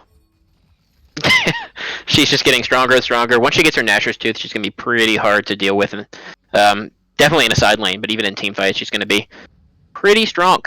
And we see that 4G is using his 3 kills here to actually go straight armor. He's going Frostfire and the Ninja Tabby. So the full AD is going to be kind of hard to penetrate and get any significant damage done on that tank Udyr. Yeah, Udyr's going to be an absolute unit. I've seen Frostfire Udyr's just... Actually, I've just seen Udyr's in general run people down and not die. I think he's pretty good right now. I mean, I don't know. Normally I wouldn't like him in a competitive setting just because he doesn't offer the easiest playstyle, I guess. He's not a great team fighter. Exactly what we call high level, though. It's better than LCS, for sure. True. I just mean, in most competitive settings, with players actually communicating, it's harder to find the cross-map, run-around on Udyr, the picks, and the split pushing that you kind of expect from Udyr to make him a worthwhile pick. You see a lot of champions that are just better in team fights get picked more often because it's so much easier to group up as 5 and move around the map when everybody's communicating with each other. But 4G's making it look really good here. He's just as strong, if not way stronger, than the Olaf. Hasn't died yet. Has been very active on the map. And is also up, 17 CS on this Olaf. No, he's actually up 20 now. So just a really good job overall from 4G this game. Definitely putting in a lot of work and keeping everybody from getting punished with their aggressive lane states. Ooh, good dodge from World Ender. Fancy feet. Fancy feet indeed. I think Wisher loses this. He doesn't have cooldowns. World Ender might. Yeah. He has ult, no ignite though. Maybe could have won it if he hit the stun. I think he wins pretty hard. But World Ender can kite back, and if there's no stun to follow up with the Qs, I don't think that Wisher's going to be able to stay on him enough to do the damage that he needs to do. I think is he going for Eclipse? Fortune? I think Gale Force is a much better buy. I don't really like Eclipse considering how strong Gale Force is right now in the current patch. I think we saw last game how good Gale Force is on Miss Fortune. Oh, for sure. Your 2-item power spike, you become an assassin, and you just Gale Force forward and kill somebody with your ult. Ooh, he doesn't get hit by the stun this time, and the ignite goes down instantly. Holy moly, that is so much damage coming out. Turret won't save him. Goes flash Q, immediately kills off. Ooh, but here's 4G. 4G comes. Running up on her tower for a lot of turret shots. Wisher might go down here. Yeah, 4G is on a rampage. So Udyr just takes no damage. Look at that damage. Why, man? Like, Riot, are you seeing this shit? Like, he's building full tank. You see how much damage this... Oh my god. I hate this game. I absolutely despise this stupid... Tristana's gonna win it? Oh, just barely loses out. Doesn't manage to get the pushback with her ult because Olaf was ulted as well. If he had been able to get that timed correctly, then maybe she could have managed to live there. The flash over the wall was really good, but just followed up instantly by Coma to get that final auto attack down there. We do see Irelia can definitely put some hurt onto this KO. The Shen ult eventually came in, but I don't think she needed Shen ult to win that 1v1. If she hits the stun, she can just go straight in. Good misfortune ult. Man, Abattalion goes in a little bit too deep trying to get Bayoraga, but it's a very healthy Lucian that does a very lot amounts of damage, so... Yeah, the gold lead's basically even now. Forehead's kind of lost a lot of their, at least direct gold pressure. They're still ahead in turrets and dragons, and I still think they do outscale, so nothing to be, freaked out about, I guess, but they've been falling behind from where they were in the overall game state, giving a lot of kills here. Irelia is actually pretty strong. She's actually ahead in gold, 400 gold ahead of Tristana, despite having 5 deaths at this point. And the Lucian is over 1,000 gold ahead of Misfortune. So they're both pretty strong here. Definitely scary champs for sure for the squishy champions on blue side. Nobody can really survive a Lucian burst or a Irelia burst at this point, except for that I hate Udyr. this game so much. Why does Udyr have tank items and he's one-shotting people? I don't get it. Yeah, that Phoenix stance rush is really putting in work. I mean, the damage he gets when he turns into the Phoenix is actually nutty for so dumb. having no damage items. I'm just watching it and I'm like who like smoked like the fattest bowl at Riot and thought this was okay to implement in the game? Like I just don't understand. Pretty It's sure okay World if Ender he can doesn't beat. die, but like just oh my god. World Ender has his Nashor's now, and he has a Ninja Tabby as well. So I'm fairly certain this isn't a 1v1 by any means. This is, if anything, a 3v2. It looks like, but in the 1v1, I think he can side lane against pretty much anybody now. I think he could beat the Irelia. Hook lands on Abatali. That is a dead Morgana. Great ult from Kale though, keeps her alive, and then he gets the Morgana ult as actually well. Not dead. Live, living. Olaf's gonna go down. Just dies instead. End up getting a trade kill. However, this might be a wipe for Forehead. Wisher is coming in from the backline though. Excellent bind from Morgana. Prevents the Irelia from dashing around. 4 for 2 right now. Going to be a 5 for 2 very soon. Baraga is not getting out of this one alive. Triple kill comes in for Dane. Yeah, well played. Well played for Forehead there. They managed to keep Albataya alive with the KO ult, letting her, even though she's been burst out to like 1 HP, it lets her walk into the middle of the team fight, press her own R, stay alive, drop KO damage, drop her own damage, and then lock people down for the full Misfortune ult that got a bunch of DPS out. Now, Misfortune and Allison, Tristana, did go down eventually once the Irelia showed up, but, I mean, that's why you take 3 ADCs. You can sacrifice the first 2 and you still have Kale up. So, managed to end up cleaning up the fight on the back half with all the main threats down. Balraga does a lot of damage in the solution and can get a lot of burst out, but unlike Kolma and unlike Wisher, he can't just really dash in like an ape because he doesn't quite have the defensive stats necessary there. So, he is the last one alive, but once his compatriots are dead, there's not too much he can do. I also have to give credit to Dane. He's been timing these KO ults on key targets really well. So like League Ball, like when they blow their cooldowns on a really well-timed KO ult, and then that just lets Forehead win these extended fights. And I think it's been really crucial the past few team fights, just preventing a lot of deaths. He's a little overextended here, but he has Albataya to back him up, so he's able to just walk away. This is a Cloud Soul map, so just like last game, and Udyr is a Zoomin. So, no real danger. Now, Marcus just takes a ton of burst. God, Jesus just Christ. one-shots him. Insane. Alright, yeah, so, Balraga is an assassin. For sure. That Lucian is literally the same thing. I probably killed him as fast, if not faster, than Irelia could. So that's painful to watch if you're Marcus. You're going to have to either hang out with a friend or stand farther back. Balraga is going to get burst out by that Tristana, though. She does have her jump again to get away if she needs to, but she's just going to actually kill the Thresh instead. Forgy might take the kill, but great play from Allison there to pick up 2 more kills, knock down this mid lane turret. You probably transition up towards the Baron if you wanted to now. You have 4 members all here. They're down a member. And if you manage to find Irelia in the bush here... Oop, she actually goes into Albataya, but she's jumping into 4 members. Here comes the ult down. The KO ult just comes through, and they're just League Ball is just getting so impatient. Even without the KO ult, that was a bad play. I mean, I can't... That was a Wisher play, if anything. Yeah, even if you burst out Albataya, what's your game plan there? They have 4 members. The rest of your team was still in the mid lane, so wasn't going to be able to get there to back you up. You burst out the Morgana, the support, the least influential member at this point when they're looking for Baron, and you just die. And then now they just take Baron with 3 members instead of 4. Yeah, it's not like Morgana was going to do any DPS to the Baron. So, you know, you kind of just... She also had her Zonias up the entire time, so even if Kale didn't even need to ult. He just, like, Morgana could just press the funny button. Exactly, even if you just, like, got the cooldown wrong. Like, you just thought, like, oh, I thought Kale was still on cooldown, you still not a great play. Right, exactly. I don't see the logic. Like, oh, I get Morgana here, and then... It's like, not only that, like, everyone on Forehead is on their A game this game. Like, Allison, like, it's night and day from when he's playing Rise to when he's playing Tristana. Like, his killer instinct has just turned up to 11, and he's not afraid to kill and he's not afraid to assassinate people.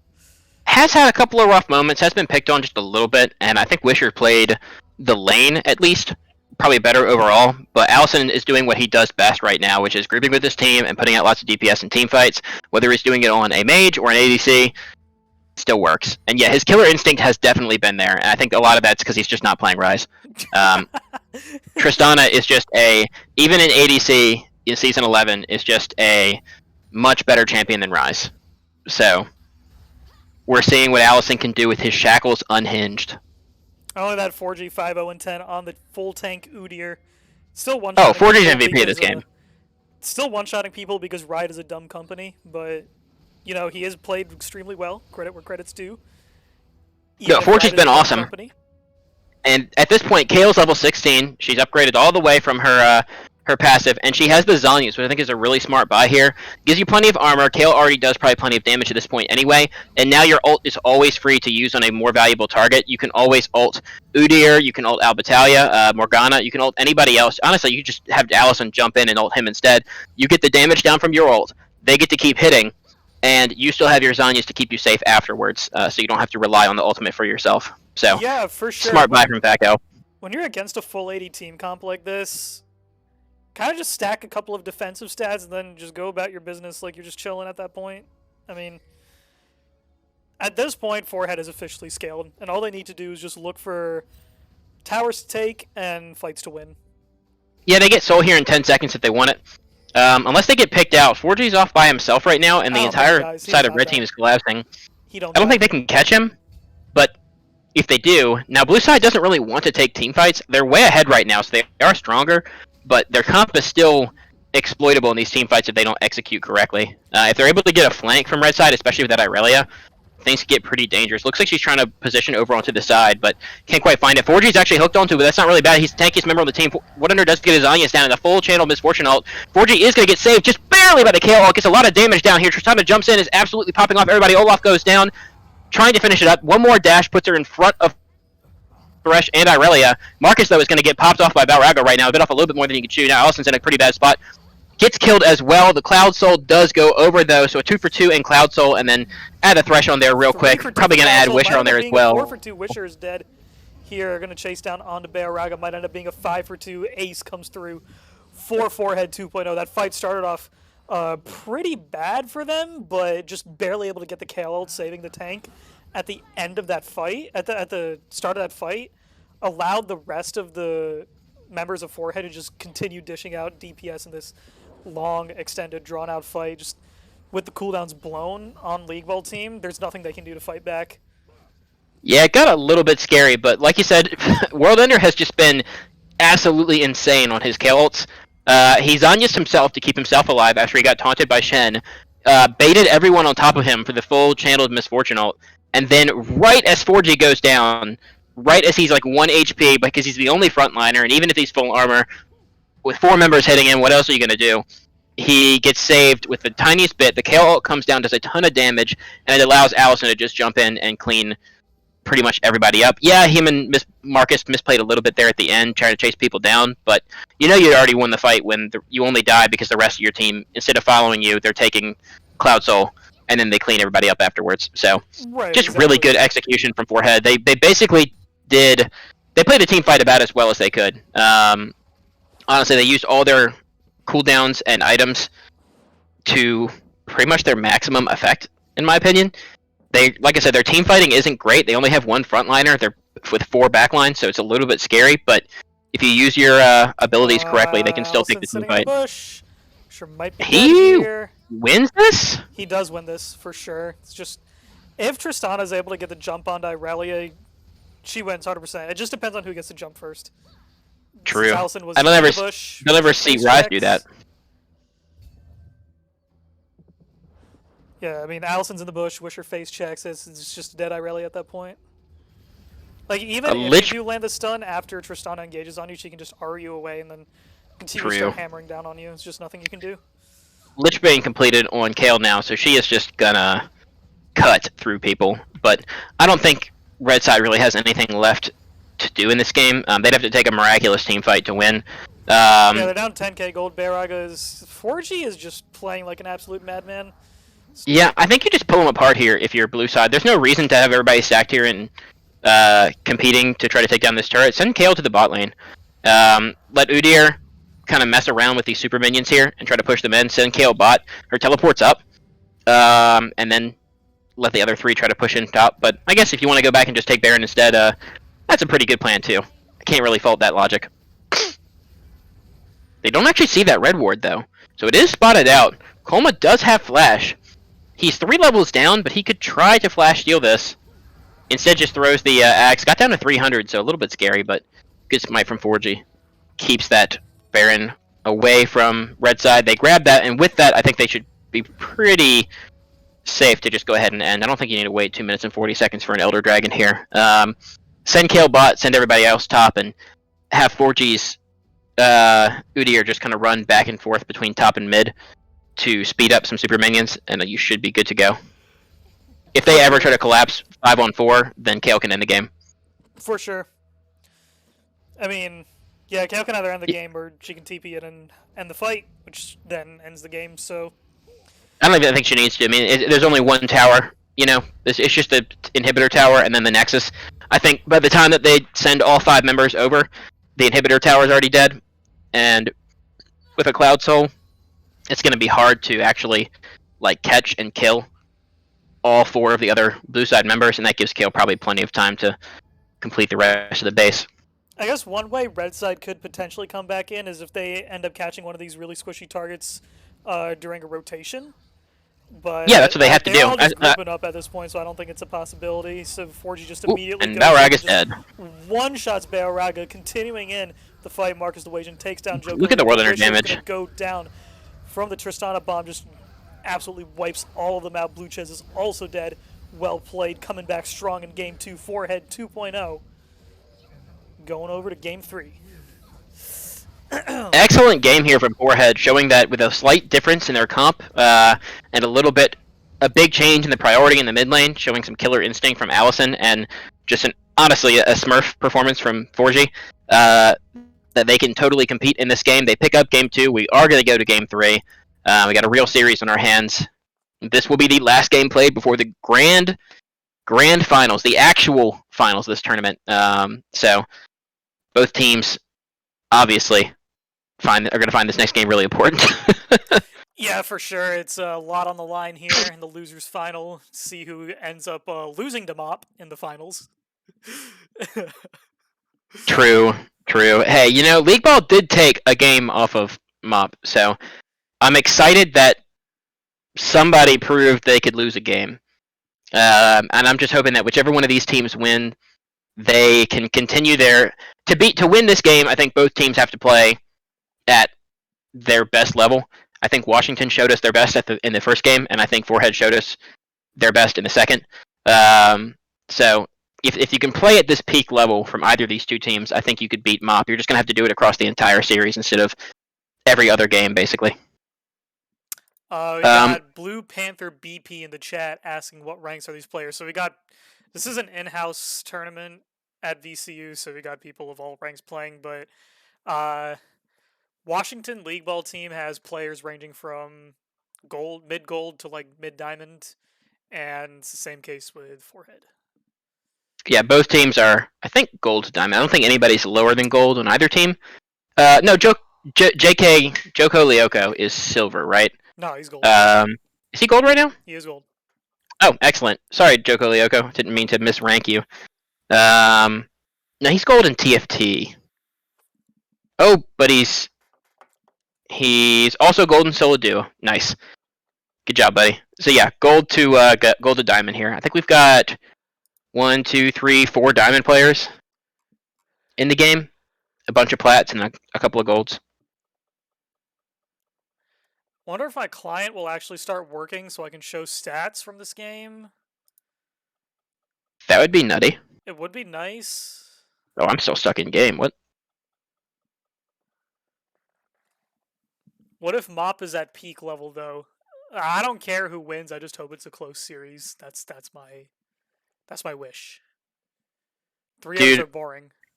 If Mop is at peak level, if Mop is at peak level, they win Worlds. Okay, that's just how it is.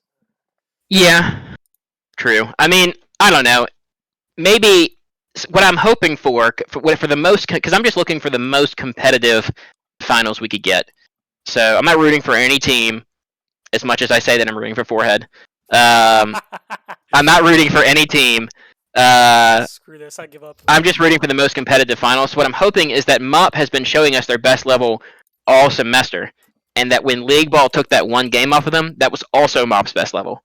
So I'm hoping that they're just more consistent than everyone else, not necessarily just so much insanely better, and that way that our finals will be much more competitive because it'll be more consistency versus maybe slightly higher peak. But if you wanted my really opinion, yeah, if MOP plays their best, they're just going to win. For sure. By Danielkov. But it's okay. I just know that there's at least one MOP player that's not going to make it to finals. By the way, could somebody at MOP give me their address?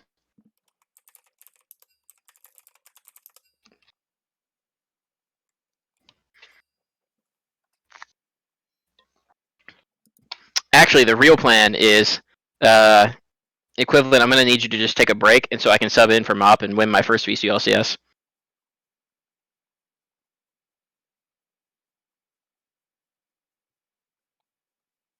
Oh wait, I got an Addy. Thank you, Noah. I'm headed there now. Somebody on MOP is gonna come up with a mysterious case of broken kneecap.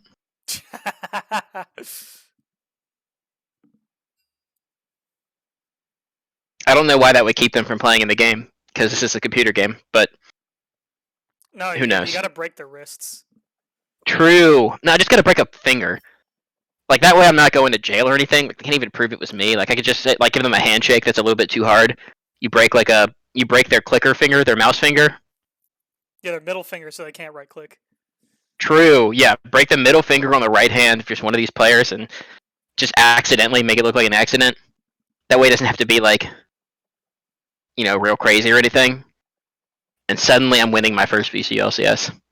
Yeah, there you go. Red Lightning at it for many years, still's yet to win a VCU LCS. It's a sad life. Cough, cough, cough. If MOP needs a sub for their mid lane, I will derank to Plat 4 for you. Or if Equivalent's Plat 3, then I don't need to. I don't remember whether he's 3 or 4 right now. Equivalent, we know you're in the chat. What rank are you right now? Red Lightning wants to sub for you. I'm going to be in your COD montage. I did just start playing Call of Duty Warzone. Yes. Bad game. Well, It is a bad game. I hate COD. It got to a game 3. Pretty commanding fashion from the side of MOP. Not MOP. Wannabe MOP, rather. Pretend Forehead. MOP. Pretend MOP. From From WAP. From WAP, yes. Shout out. If you want to root against Forehead, just know that that if Forehead loses, that Dane will have to be here before the finals to sing WAP with Locash on stream. Oh my god. That's going to be a huge halftime I mean, he show. has to do it regardless, so... He does have to do it regardless, but he was trying to. He was telling me that he's hoping he makes it to finals so he can try to pull the excuse of like, oh, I'm playing in finals. I can't do WAP before finals. I'm going to be warming up. He still has to do it. X. All right, boys. Before this game starts, predictions, thoughts. Let's go from top to bottom. Daniel, who's taking the series? It's been a close game from close series I'd rather say. From what I've seen, Washington League Ball, they've been playing better for the most part. I think last game they kind of got a bit too ambitious with their picks. So I do think they're probably more probable to win. But Yeah, I'm not counting for her completely out of it.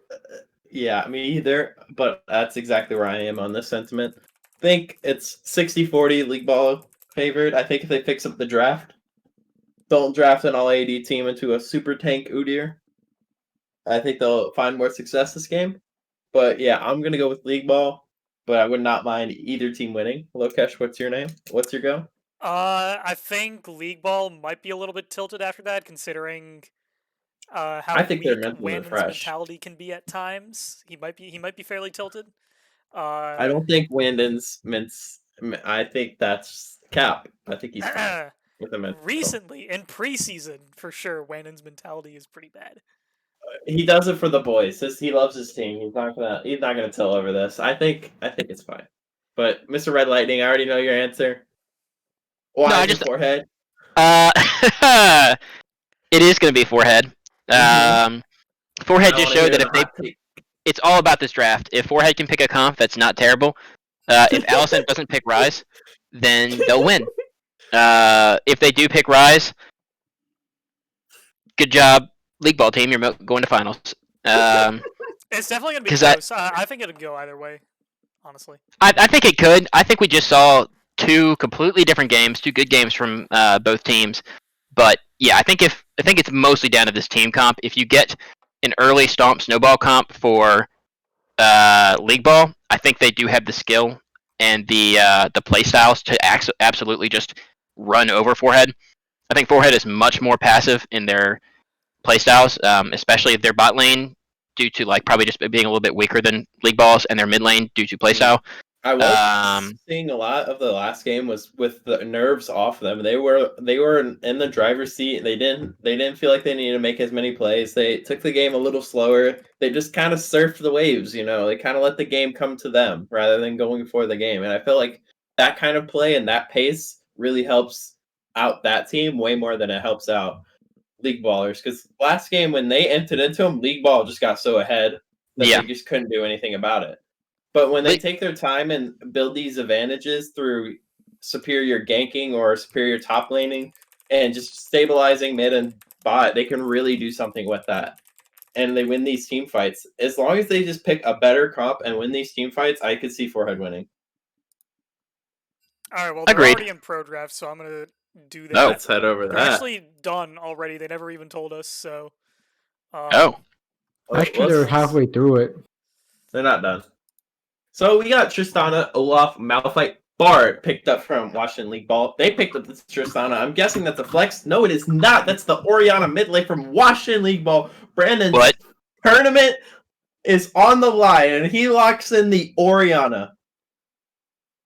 Please show me a Nivea or Victor. Please. Let's see here. The mid lane counter pick. I guess I'm actually Diego here. I am genuinely okay with Rise. Okay. I'm okay with that too. I like it. This is a Forehead win. I like Vel'Koz into this comp, I think. It's a little sad against Olaf and Malphite. So I think it does okay into Olaf, no? Because you just throw down all your abilities and then he dies. Yeah, but if he doesn't die, the Malphite ult a little scary. So this don't end early game, right? But I'm glad this actually would have been a game where I was kind of okay with Rise. If they're going to pick Orianna into you, like Rise isn't terrible. I think Orianna's just better. But at least, you know, she's not going to just completely dumpster Rise in the early game. But I really wish that we could see some of the, you know, the best meta mages. Like Orianna and Vel'Koz, I think, are just weaker versions of like what they could be picking. I think Victor... I think Orianna can always be oppressive if you are good enough at Orianna. But it's Brandon will. True. This is Brandon's Orianna, though. Now he does have a good combo with Malphite. Malphite Orianna is really deadly, so I like that. But it's Brandon's Orianna. It's not exactly his playstyle, and I just think Anivia and Victor do the same thing, but they're just way stronger than Orianna right now. I think they're really pretty much the only like good control mages, and only because they're kind of broken. I think Orianna's perfectly fine. I think Orianna's perfectly fine because Anivia, like, at this point, you have to win with Anivia. Like, if you don't win with Anivia, then what are you doing? Like, Anivia's too broken. Victor's really good. But, like, I don't think Orianna's just, like, worse than those champions. Like, I think she is. I think that they just buffed them stat by stat. Yeah, it's probably worse. But if we're putting players into it and what they want to accomplish, I think Orianna's perfectly fine here. Yeah, I mean, I don't dislike the Orianna pick for sure. I just think she's a tier down. I think she's still good, but yeah, I mean, Victor just does the same thing. And I mean, just when is better. Orianna not like viable and competitive? You know. Oh, she's viable for sure. Don't get me wrong. In competitive, especially in solo queue, I think she's pretty garbage. In competitive, she's at least viable. But I think Victor's the best competitive control mage by far. It's just too easy to not get behind and to end up scaling up and being a monster. Anivia. I mean, Anivia is just as good, but Victor wins that matchup into Anivia. Not in lane, but he. The great thing about Anivia is that you can flex to like 3 different roles right now. Well, the best thing about Anivia is that you can solo kill somebody at level 2 every single game. Oh, So- they nerfed that part of Anivia redlining, and I know we've had bad experiences of it, but it's not that bad anymore. I mean, I've been just spamming Anivia, and I'm solo killing people. So they buffed it a lot. Well, somehow you're still plat 4.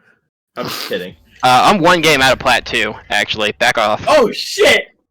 Back off. Sorry. Backing off. Backing off. I am sorry. Please. No, I don't think Look Anivia. outside your door. I don't even My think Anivia is apologies, that busted. Her win rate in high elo in mid isn't even like insane. It's like 51.5. It's not crazy. Well, yeah, it's because like lower elo people just don't deal with her. Well, that's plat plus when her win rate is 51. But yeah, in low elo, I think she's pretty impressive. If you know how to play her, people just aren't used to her having the strength to just one shot you in lane at like level 2 to 3, and it's really impressive if she gets ahead. She's kind of got like a Yasuo effect going on, you know. Honestly, At lower elo, like it used to be like at higher elos, Anivia, Yasuo, like those are the people who shine with them. But nowadays, like it's the bronze players and the silver players with the highest win rates on those champions. While True. as you get higher elo, they become less and less effective. They're still True. great in competitive picks, but competitive's a whole different ballgame. I know you mentioned Washington's win condition, which is basically like a Malphite Wolf and Oriana Ball, which instantly deletes Forehead, but I also think that Forehead has a really good lineup. Late game, the Udyr with the Yuumi is going to run through Washington League Ball, which is taking no damage. She's going to force a lot of defensive cooldowns on top of him. And even then, the Vel'Koz and Yezero just can provide an immense amount of damage. Mm-hmm. I don't think it's like it's kind of dry saying that Washington League will have the better draft. Like, they do. They have a slightly better early game draft for sure. Not even slightly, it's definitely a better early game draft.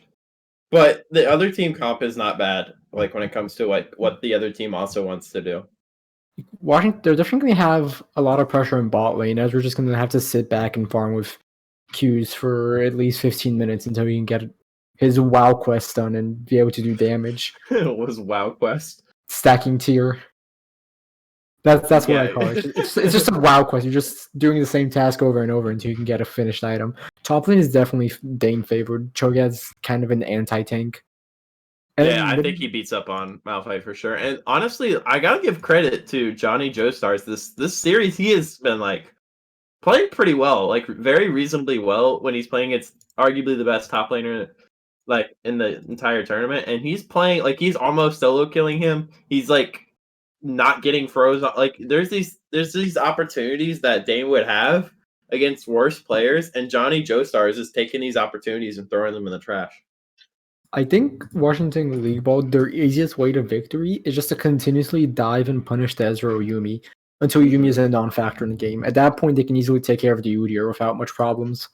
for sure. I think the scariest part for Forehead is just they've locked themselves back into a really passive bot lane that has basically no pressure. So you're giving them the chance that you kind of get run over in the early game, like you did in game 1. Now I think they have a better topside pick, and their mid lane is much better in this case. Vel'Koz can shove so fast with this W spam if you max that ability first. If he does do that, that does leave him vulnerable. Like he walks up to the wave, Oriana Ball's already down. You have Bard, Olaf, Malphite. Like it's gonna be a 4v1 lane in mid lane. I can already see it. It's scary. I just mean you can easily like double W and like one shot the wave basically, and keep. At least you'll have some kind of pressure point somewhere. It's not like you're going to be roaming all over the map and creating big advantages, but at least you're keeping Wisher from doing so. And he's playing Oriana, which it's not like you can't do those things on Ori, but I haven't seen Brandon's Oriana. I haven't actually watched him play an Oriana in a game yet, so it could be really, really good. He's in the losers finals and he's locking in his Oriana. Yeah, he's just off his normal playstyle, and I have a harder time. The way when I get scared of Brandon is when he's able to get like any kind of small advantage in the matchup, and then suddenly he's 15 and 5 because he does int a little bit, but he's 15 and 5, and suddenly you're nowhere is safe on the entire map for anybody. But on Oriana, I just have a hard time seeing how he's going to do that. I mean, you still could, but I don't think he's gonna have to change his playstyle up a little bit, and I haven't seen it yet, and it's definitely way different than the playstyle and the champions that he normally picks. So I'm going into it. I have to believe it's going to be worse, but like I said, I haven't seen it, so perfect opportunity for him to prove me wrong. I Yes, definitely sir. think this game, and to an extent the last game, has just shown how easy it can be to put Brandon on an uncomfortable champion and force him into an unfavorable position, especially with how small his champ pool is. To be fair, the fact that he's playing Orianna in general has It's shown that he's grown kind his of champ fun. pool a ton. And I'm surprised because there's enough. Brandon has enough picks right now to where I think he could've can picked Echo, can't he really could ban pick him completely something else out. here. Yeah, you can't back in the day it was ban Caster and win game. And then True. it became Caster and ban Vladimir win game. And now Then it's you just ban Kassadin, Akali, Vladimir, Silas, can't Kiana, ban them all. Echo. Like, yeah. And now he's completely off of his playstyle. You know, none of this champ Orianna is nothing like literally any other champ he plays, basically. I would say that, but Orianna can be played similar to his playstyle. You can play very aggro on Orianna. You can. It's just not her. I would say her optimal playstyle. I think it is her optimal, like calculated aggression on her. Is her optimal playstyle. Calculated aggression isn't necessarily what he does. Even with his assassins, it's more of constant aggression. I mean, there's definitely some calculation in there, but that's why he has so many unfortunate deaths to go along with his spectacular kills. It's not always super Mostly that calculated. last game. That was Whenever Brandon Kinda commits iffy. to something, he throws everything and the kitchen sink. True, and I just don't think Orianna's necessarily that champion. You can usually get a lot more out of it by not quite throwing everything. Maybe you save that Orianna ult, and then suddenly you see a better chance to use it later. Allison's gonna go for it. Will he hit it? Nope. It's over. Another Over 5 boss. point. Not surprised. Both teams are kind of probably a little bit scared to do anything risky with their playoff lives and a trip to finals on the line. Stop lying and wait to see who they play against. Both these teams have come such a far way.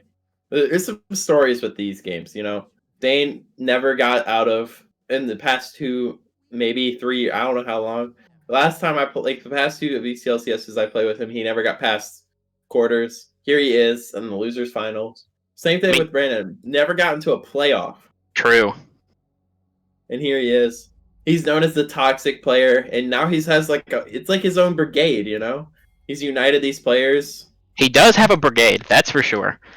It's honestly just such a great story from such an insignificant thing, such as a school tournament, you know? That's the beauty of this.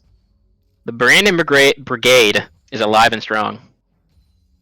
I'm keeping my eyes peeled on mid lane. Let's hope something cool happens. Jungle is gonna start on the opposite side of the map from each other, starting blue buffs. Yeah, I'm interested to see if 4G can basically run this jungle matchup again. Last game, Olaf did fine, really. I mean, he basically had even CS, and did find some plays around the map, but just less than 4G's Udyr was able to. But I don't know if Udyr is going to be able to have that same kind of early impact. Does have some good lanes to gank, but without that same bot pressure, I don't know if he's going to be able to have free reign across basically the entire map like he did in Game 2. I'm watching lane top already lane right now, and every time Grass was up, they both agree to walk up to each other and then auto attack each other. And then the Grass proc at the exact same time. I think Cho'Gath though is just going to really dominate this lane. I don't think Malphite's nearly as strong early as Shen is, and Cho'Gath is just immune basically to Malphite Q spam. I mean, you just heal it. You eat 5 minions. You know, you just auto attack 5 minions, and suddenly that Q didn't help, and honestly, the mana's gonna run out. I am quite impressed with Johnny Joestars this entire series, to be honest. Oh, he's played great. He's been playing actually way higher than his elo is suggesting. I'm very proud of him. He's also come such a long way. He used to be the person that would just get shit on at every single lane. He used to be known for that, but now he doesn't even really get shit on anymore. He goes even most of these lanes. I don't know if he was known for just getting shit on, but he was known for picking Malphite and being a Malphite R-bot. Yeah. Like the lose top lane, win game kind of player. But World Enders, Fat Cow's Cho'Gath though is pretty scary. We've seen it before, even in playoffs when they were against 2D Sim Squad, and it just took over the game and absolutely ran over everyone. He gets a big advantage here, and he gets a Yuumi sitting on top of him. Give him a little speed up, get him the extra heals. That is going to be a scary dino. Agree. Forge is actually going to be looked to scuff with the Olaf in the jungle. I don't know if believe he wins this. especially after the Olaf gets lower. He does. Old Conqueror Sax gets full. He actually just destroys him. Oh, emotes. He's gonna flash on Wisher. Washington gets bursted down by the Velcos. Flash over the blue wall. Forge's gonna continue He's chasing. dead. Bad cow is over here. Gets a 2-man. It's gonna be bursted and no. dead. Forge's gonna pick up one. Cow picks up the other. That is a tragedy and a half. If you're Olaf, you don't lose that. But somehow. You know what did that to him? He sat in the bot bush on a ward for too long. Yeah, and Lokesh kind of talked about it last game in the beginning, but Olaf gets pretty low clearing his jungle. He honestly wants to because it helps him clear even faster. And when Udyr invades, I mean, Udyr is one of the healthier junglers in the game. Is just able to invade and has enough dueling pressure. Okay, Gonna get Yumi might go stunned down here. here. Should They're be rocking okay. down. Roga not opting in to jump in. Afraid of the triple aggressive summoner or battle summons from forehead side. Yeah. I don't know about that. I was going in there. I mean, if you get scared, if Yumi has her jump ability to jump back into Ezreal, back up, you could jump in. Yumi instantly becomes untargetable, and suddenly you're probably at the edge of turret range or in turret range, and the person you were targeting can't even be hit anymore. And now Ezreal just maybe picks you off with the help of the turret. 40's actually gonna go in. 40's here. He gets his I don't auto think cancel twice. He's not gonna follow through on the portal. Bard barely gets away. He's gonna continue chasing for a bit. Oh, that's a beefy level 4 Udyr.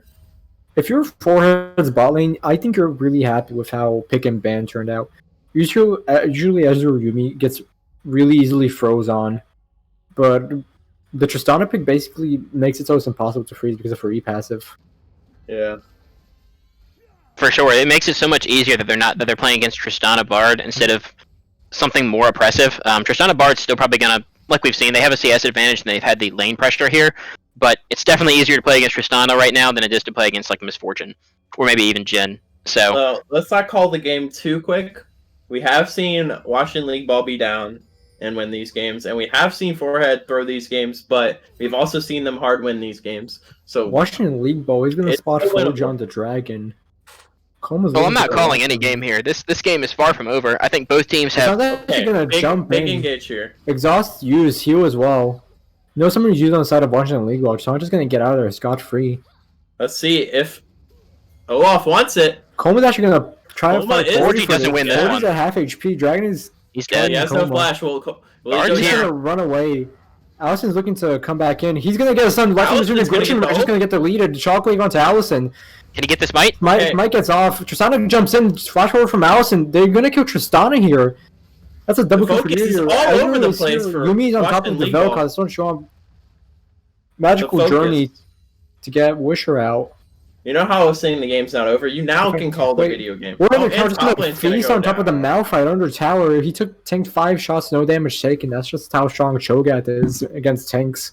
Yeah, so that's what we were kind of expecting from Cho'Gath. In that dragon fight, though, what we really saw was despite the fact that they had no bot pressure, they were able to get Allison's Vel'Koz there first and in a better position because he actually has lane pressure against this Orianna. You know, he instead of being shoved in like he was on Rise in Game 1, he can push the wave faster. He can get there in a better position. He was that in the earlier fight in the jungle as well. He was able to get there despite it being on Orianna's half the map. Got there at the same time and just completely turns that around. I don't think that 4G would have been able to beat Olaf around that dragon if the Vel'Koz ult doesn't come in and basically like just clap him. I don't think he Yeah. had the damage. I think Olaf a would have part won of that it- fight. A part of it definitely was misexecution, though. From Oh, for Washington. sure. They were definitely all over the place in that fight. Yeah, their focus was terrible. They Olaf tanked the dragon for too long. You either have to figure out how to get your members there and burst it faster, or you have to leave at that point once they all start showing up, knowing that Allison's going to be there first. But since they did stick around, I mean, literally that fight was 4G just trying to stay alive until Allison got there and basically cleaned everybody up. That was really the only damage they had. Their bot lane still didn't show up until the skirmish was pretty much over. Allison just actually they didn't even show up. They still have 0 assists. So it was literally a 2v4 between 4G and Allison to win that. I just want to point out the Yumi for a forehead. Buying triple fairy charms. 750 gold. Scumbag Yumi. Just is never gonna run out of mana. I mean, they nerfed her. The earlier nerf that made Honestly- Yumi not insanely oppressive was all to her mana pool or how much mana like it takes for her W heal. So by getting more maximum mana doesn't really change that, but getting more mana regen helps a lot because it drains based on your maximum mana pool. So you just get the regen back instead and keep your mana pool small, and now it doesn't hurt at all. Yeah. One thing I was just thinking about this. I was like, this game's kind of doomed, but what if that Tristana was Vayne? For sure. I mean, you'd still be in it. She's up 30 CS. They're absolutely running this bot lane still, despite their disadvantage, and it's not like they get super duper outscaled. 4G. Big Bard ult. This might be what they were looking for. Allison has no flash. Big stun coming in from Bard. Wisher does get the kill. Big slow coming in from Bard. 4G's quick. He'll be out. Yeah. It's still well played. Punishing Allison here. Vel'Koz with no flash is very, very vulnerable. And Wisher was able to use his summoners to get out of that fight. So, well played from them. And no, this game's definitely not over by any means. They're only, look at the score, despite them being down 4 kills, they're only down like just over 1k. Like 3k. They're clawing their way back into this game through the CS differential in mid and bot lane. Top lane is getting stacked really hard, but you can expect that. You can expect that. And it looks like a dive might come through. They do want that Malphite, except it doesn't look like they want him that much. 4G decides to jump over the plant, take himself to safety. Olaf and Orianna were both nearby. Orianna was rotating up. Olaf was right there, and even Bard rotated up to the top side. So smart of them to back off there. Pretty much, I was really hoping that Olaf was like, "Hey, that's a nice wave you got there." just get a nice Q in. The Olaf is 2 levels up on the enemy. Actually, 1 level now, but almost 2 levels. It's a whole level. And 15 CS as well. He's definitely going to be one of the bigger threats that Washington League Ball has to deal with, and that's even without Ayumi stuck on top of him. Urchi's Udyr is just insane. I mean, through 2 games, we've only been through 10 minutes of this game, but he's just absolutely been insane. This is his first death in the 2 games, and he's still 4-1 as a 5 KDA in game 2. I mean, it's literally insane how well he's playing the champ. Looks the fight's going to get bursted down by Tristana bubble. Tempered Fate misses the Udyr. Tristana's going to bust her shot away. That's 40 still look to stun someone. Is not going to be able to. Yeah, it's very good that bot lane did not use any summoner spells, while the higher cooldowns, such as the fucking Yumi ult, gets popped, because that's a really big ult for this team. She's low mana. Is now on top of the Udyr. Allison's here first, though. He should be able to get this dragon, no problem. Orianna's stuck under her tower. I think they give this. Cho'Gath is already down here. Orianna's just moving now, and she's kind of late. Now, the bot lane will be here first. Ezreal cannot come. He's zoned out completely, but it doesn't look like they're going to contest at all. I mean, they're just outnumbered with Cho'Gath here. Is really helping right there.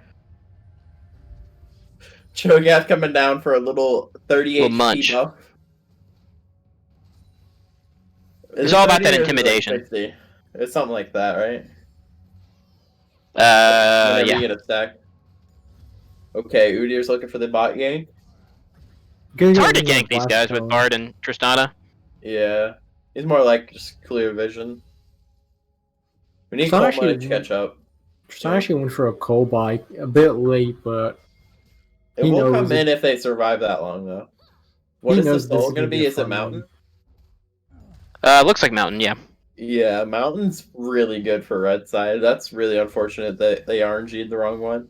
Yeah, giving Mountain to Cho'Gath and to 4G's Udyr is going to be... To be fair, Ocean's also bad, but yeah, I think I'd rather them have that, honestly. Yeah, it's going to be tough, and the Ocean doesn't do a whole lot for guys like Allison and Marcus, and I mean, it helps Yumi, I guess, for more healing, but it's not healing that she's doing, so...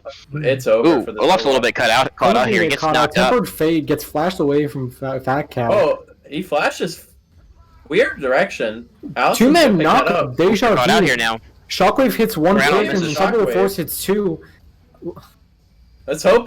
Let's see if the Malphite can pick this up. It doesn't really look like it's going to happen. They need to get out. Forge is just too tanky to be killed at this point. They can't split their focus off. Oh, well, Alright, maybe looking for the 1v2. Bot lane. He's 2 levels up. I think he wins this. Okay, he's going in on Ezreal. Ezreal ults the correct way. Buster shot comes through. Ezreal misses the Q. It's gonna be a double kill, right? I think that Yumi actually won that if Baraga kept fighting. Let's go for the snipe. It's not gonna Okay, land. here we go. We're just gonna The clean up the real Yumi. supportal combat coming through. Auto attack comes in through bars. Paraga has to be a little careful if he steps up. If he takes a Yumi cube to try to get this kill, Yumi wants he it. could just die. Yumi auto actually no damage. Yumi There you go. getting a little greedy for it though. No, he's getting spawned middle lane a bit late, not getting placed first, but first word go seems quite likely. Rihanna looking to clear the wave. Let's hope the first tower goes down. There it is. Forehead with the first tower. Up 2k gold. This is actually a little surprising by how hard they are stomping this game. Like the bot lane difference is kind of immense. Well, I was going to say might go down here. it's actually the opposite. I think that based on their map state and watching how they're, moving around and finding kills, you would think that they're much farther ahead than they are. Yeah. Like 5 kills up with 2 dragons. That's what I'm saying. Like the bot lane difference is making up for like how lot. fed the other team is. And just CS differences. I mean, Wishart is 2-1, and he's up 20 CS in a matchup where I think Vel'Koz is a much easier time pushing the wave under tower, getting the CS, and being ahead in pressure. Wishart's been behind in the tempo because he's getting pushed in by Vel'Koz so much, but he is managing to get more CS. I mean, a 20 CS advantage is not negligible by any means. Yeah. And now he's got 2 kills. A little game called Solo Lane Ezreal and Double Jungle. True. If you're at the Yumi, you don't actually want to stay on your jungler. You need the levels really badly. But Yeah, because you're E. jungle creeps won't give you the XP you need. So right now, the Yumi master. The Yumi might as well be AFK at this point, in my opinion. Well, at least Yumi's still the same level as Bard, and Ezreal's behind Tristana, so this actually does kind of help Ezreal out at least, because you saw they were both 2 levels down on Tristana during that 1v2 a second ago. So it helps out a little bit to keep Ezreal in maybe a state where he can actually stay in the same lane as Tristana and not worry about getting one-shot. But I don't think the Ezreal is really your win condition at this point. I think that, maybe late game, he'll be... Tank's not dying. Yeah, he'll be a threat late game for sure, but the fastest way for him to be a threat is get into a team fight with his really strong front line, and by his front line not dying and basically serving him up these kills on a silver platter, he'll get strong on his own. I don't think he needs to. Fight for red side going down to the dragon. Yeah, get that first mountain, get your extra resistances, help keep your Vel'Koz and your Ezreal alive a little bit. I don't think World Ender and 4G really need extra resistances, but hey, it helps. Was really close to finishing up his mana immune stack. He's gonna be doing a lot more damage. We have an Everfrost Vel'Koz. We have. They won. They have Everfrost. They do. Allison also forgetting about the range of Everfrost, shooting it and not realizing it doesn't go out as far as Hextech GLP. Split here though. Tristana is gonna meet up with Doom. He's gonna go for the 1v2 again. He needs 4 wins. The ball just 2 behind. Barrage misses. He's autoed. He autoed the control ward. Well played. Honestly, that's a huge trade. Getting rid of that Tristana for Ezreal. Ezreal provides very little at this point, while you still have Yumi up. A lot from this integration here out of Malphite. It's gonna force a temper fade off. Bard's gonna medical journey off. He's still gonna get caught flash out of force. 40 is still chasing. Washington League Ball is too low. They're still gonna try to stick around, but I don't think they can contest the dragon anymore. Unstoppable force is still up for them. Yeah, I think the misplay from Tristana was playing that really well. He just really misplayed by autoing the control ward twice there. Those 2 autos could have really made the difference there. Oh, for sure. No, it would have made the difference 100%. Just slightly too slow. Let Ezreal trade back right as he went down. Mm-hmm. But this Tristana, I mean, it helps out the Ezreal, but she's still just so much stronger at this time in the game. I mean, she's still 2 levels ahead. She one-shot the Vel'Koz and the Ezreal, and the 2 tanks can't, if they can't kill the Tristana, then they will eventually die. Big time. She's hard to get onto. She does a lot of burst damage here. The biggest thing, I think, the hardest thing for League Ball team right now is that Kolma's Olaf is pretty far behind. If Olaf was in an even to a head state, he has a really good time beating up on Cho'Gath and Udyr. I mean, everyone, yeah, but Cho'Gath and Udyr, I mean, he could just sit there and fight, heal with Gorge Ranker, and fight all game because he's so far behind. There's nobody that can deal with these frontliners. Okay, Malphite in a fight with these frontliners goes down. Slowed. 4G with the Yumi is just too fast. Yumi's gonna get the slow on. You just deal with Force force out the Ragnarok. Forty's still looking to fight. Unstoppable Force goes up on him. Oh, that's a little greedy. Rupture It's from fine Cho'Gath now. comes out. He's just autoing the Malphite until he dies. He's almost in eating range. He does feast on the He does feast on Malphite. him. Oh, Brendan good Wisher flash. watching Shockwave gets flashed off. Great knock-up from Cho'Gath here. On the Everfrost Balrog. almost landed right from disintegration rate on him. He's gonna get knocked up and die. It's a good Bartle, but it's not enough. Just so close to killing the Udyr. That is heartbreaking from the Washington League ballers. They're just getting shut out. I mean, they're keeping this gold lead like close enough. Like they could win fights down 2 or 3K, like they still are. They but need that Wombo combo to come back into this game. yeah, and they're doing a really good job on red side of taking these very spread out fights where it's literally just 4G and Yuumi kind of running in by themselves and messing with the enemy team. It's more of skirmishes than all out 5v5 team fights. And by the time the other members show up, either 4G's killed somebody or ults like Wisher's Orianna ults like the Malphite ult have been burned already. I mean, Malphite used his ult instantly on just 4G and Albatalya because they were the only people there and they were going to lose the fight if he didn't. If 4G, thankfully 4G had flash. If they took that more into account, they probably didn't have to take that fight in. It wasn't a disaster like it was. But if 4G didn't have flash there, that is perfectly reasonable to go for all that. Yeah, for sure. 4G and You get 2 Fat kills Cow. out of that too, since the Yuumi is on top of her. Oh, it's worth going for. I just mean 4G's doing such a good job like skirmishing back and forth. He's blowing all these huge cooldowns and then they're not up for them to wombo his team with. They have to, I mean, Shout out to that Everfrost, man. That Everfrost is deadly. coming in clutch. 4G and Fat Cow are only going to be getting tanker and tanker as the game goes on. Yumi's also going to be becoming a bigger threat. She has a Moonstone finished up, but there's no grievous wounds on the side of Washington League Ball. I mean, can you blame them? They're so poor. Facts. They're very Sana poor. is sitting at 2 items. The only way I see Washington being able to deal with the front line that Forehead has is just a really fat Tristana. But even then, the Cho'Gath's just going to keep stacking HP until the game stops. He's at 840 bonus right now. He's only going to keep increasing that number. That's going to be looking for a solo kill. It's going to force the Unstoppable Force out. Yeah, getting that before the dragon spawns. I mean, it's a minute and a half, so I think the Malphite ult will be back up just in Malphite time. will probably be back up, yep. But there's only one way for red side to win a team fight. I mean, blue side to win a team fight at this point, and It's in my Wombo. opinion, that's ignore the front line. You get your Malphite Orianna wombo combo, and you kill Allison and Marcus instantly, and then I think it's more just Allison. Like, you just really need to get him before he ults. Like this, Yeah. this damage is just ridiculous, and it just supports when you have an Udyr. Like, Tempered How did Fate they- goes down on the Okay, Udyr. They Tempered might be Fate looking to comes down. fight here. Yumiu comes out, R2 2-man does whip. Shockwave. that's They a just good shockwave, can't but is it engage. enough? Allison just sitting back there and Go on the peeling for side. them. once again, That's a they- lot used before the dragon.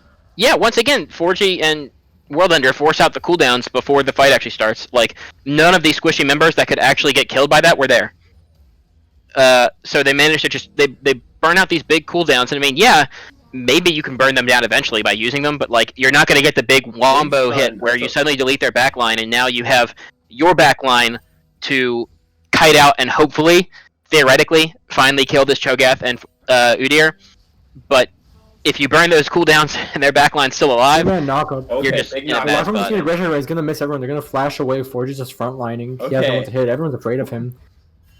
It's actually weird because the Tristana is now the one looking for the flanks, and I don't think that's too bad because that's your damage dealer. Someone has to kill this Vel'Koz. Malphite ult is up, but Orianna's is not. If they stall out for their, like 10 seconds, Orianna will have it back up. They can look for that wombo play, but this Yeah, dragon okay. is going down. I pretty just think you quick. burn it. Just burn it if you're red side. Yeah, you have Cho'Gath ult. Now Cho'Gath does eat the dragon. It's gonna. Unstoppable Ooh, Force good on hit. Ooh, That's it. It is That's it. huge. Yeah, That's cool what down. you need. Olaf picks up the kill. Shockwave on 2. Shockwave picks up 3, picks up 4. Dane's gonna go down here. Surely, big hit. That's exactly what you need if you're League Ball. You pick up 4 shutdowns and a 5th kill coming in from League Ball. Triple And look at kill the gold. for Olaf. Oh my Jesus! That and the gold is swung right back. That's exactly what you need. The gold's dead even. And they could even look for Baron right now. Honestly, I think if they run my. quick, they could maybe do it. They just had to finally hit it, and they were able to. They finally caught Allison and Marcus standing on the same spot. They burst them both out, and then when you have your whole team, including your tanks, to help peel away the front line of red side, I mean, yeah, Cho'Gath and Udyr are strong, but they're, Udyr's kind of fast, but they have no ways to avoid getting kited when Malphite's slowing them, Koma is slowing them, Bard is slowing them, and that lets Wisher and Balrogga actually have a chance to sit there and blast away and take down these health bars. But you can't do that when Red Side's backline is hitting you back. You just don't have the time. But, if you finally get that Wombo play, they finally had their Malphite up for a fight. Like no counterplay was available on the side of Red Side when they finally hit that. The counterplay was to burn down the dragon faster. Like, they had the position. They could have done the dragon and left. But in those fights, if they are caught in those fights, it just loses for them. I mean, I guess you could say they could use 4 of their flashes, but yeah.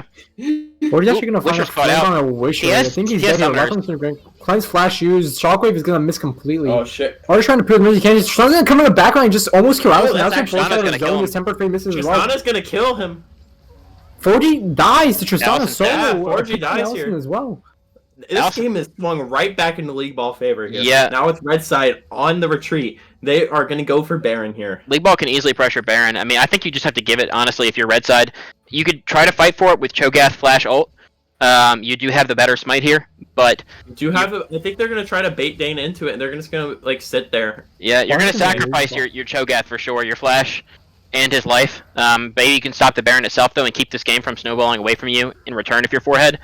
I hope they do realize that. They have no vision. He's going to go for it. Oh, he's going to miss the feast. He missed. Go out. Okay, now he's going to go down. Q's coming in from Ezreal, but is it enough? It's not enough now. Mid-animation. He couldn't get the full animation off, or he would have stolen that. Yeah, the issue with that was he went for the flash and then eat, He R's and then R flashes that. I think he takes it. Also, I don't know if he had vision or not, but he could have gone earlier. He got vision around like 2000, so he could have gone earlier. If you just drop in at like 2 to 3k, I mean, you're really tanky on Cho'Gath, and your ult's gonna do about 1600 at this point. So you don't have to worry at all. I mean, you could probably do enough damage to the Baron, or just enough AOE will be done to the Baron to where you can flash in at like 3k and be there and be ready. Because he came in and like went instantly for the eat. I think he timed just a little bit too late where they could burst it down before he quite got the animation off. And now you gotta look at the gold difference. It's up 4k for blue side. Flashes are down. The next time a Wombo combo or a Malphite ult is, you better be in the right spot, or this is game over for Red Side. Heartbreaking so far from Red Side. I don't think they're out of it by any means. I think actually Red Side's still in a perfectly fine position. They're 2-man rupture. Big stun. Gonna go to Malphite. He's just gonna instantly die. Malphite gonna go down with the ult. Red Side looking for the retreat. Oh, no, Temper Fate cancels Balrogga's rocket they're gonna have jump. to get out of here. They're gonna look for inhib. Miscommunication coming through from the side of Washington League Ball. They need to get something, because the one thing Forehead couldn't do was break open towers when they were ahead. They were ahead for about 25 minutes of this game, and the towers were even 2-2. So finally they can break down another turret here. Took them losing their entire gold lead and a bunch of kills and objectives to figure out that they need to actually knock some objectives down here. Though, but I think it could be too late. But if they take fights like that where they are the aggressors and they can choose where they fight on their terms and they're not as grouped up, they can win these fights pretty easily. Yeah, at this point, like I don't think for the gold lead really a 2k gold lead at this point with the dragons you've got. I don't think it means anything to Forehead. I think they win if they play their game. If 4G is able to bait out cooldowns, find vulnerable members, look for picks, and split them up around the map, they're going to win it pretty easy. I think that if Blue Side can get them grouped up around objectives like this next Mountain Drake, where they want it for Soul. Yeah, if you get them grouped up and look for a good engage, you're going to want to look for that Bard ult to split the team and get them either closer together or just get a really good engage onto the back line of... honestly, if you're Red Side, I think you give this Dragon. You think you have to. You didn't get there. You didn't get there fast enough. You can't do it. Has the third item, but he has to go. No, you can't do it now. You're too late. If you get there first... This could be the fatal flaw. That Washington League Ball is split for now. Tristana's around red buff. Okay, they're ready for the ult. They're sitting in the bush, ready to come in. Here they come. Dragons at 5,000. Olaf looking for the Q. Lost chapters used preemptively. How about the Malphite ult? They're gonna go. Shockwave into 2 people left on the aggression hitting the back line. Orianna low. Malphite's already dead. Up in the air. Big Bartle. They're looking for Udyr. Udyr going down. Ezreal's still alive. I Didn't do any damage, though. Just not as faster. Just on the back line. Buster Shot's gonna push away the Vel'Koz. It's not Edward's actually gonna save his life. Edward's just hitting on the back line. He's gonna kill one. He's gonna kill two. It's a 1v2 versus the support.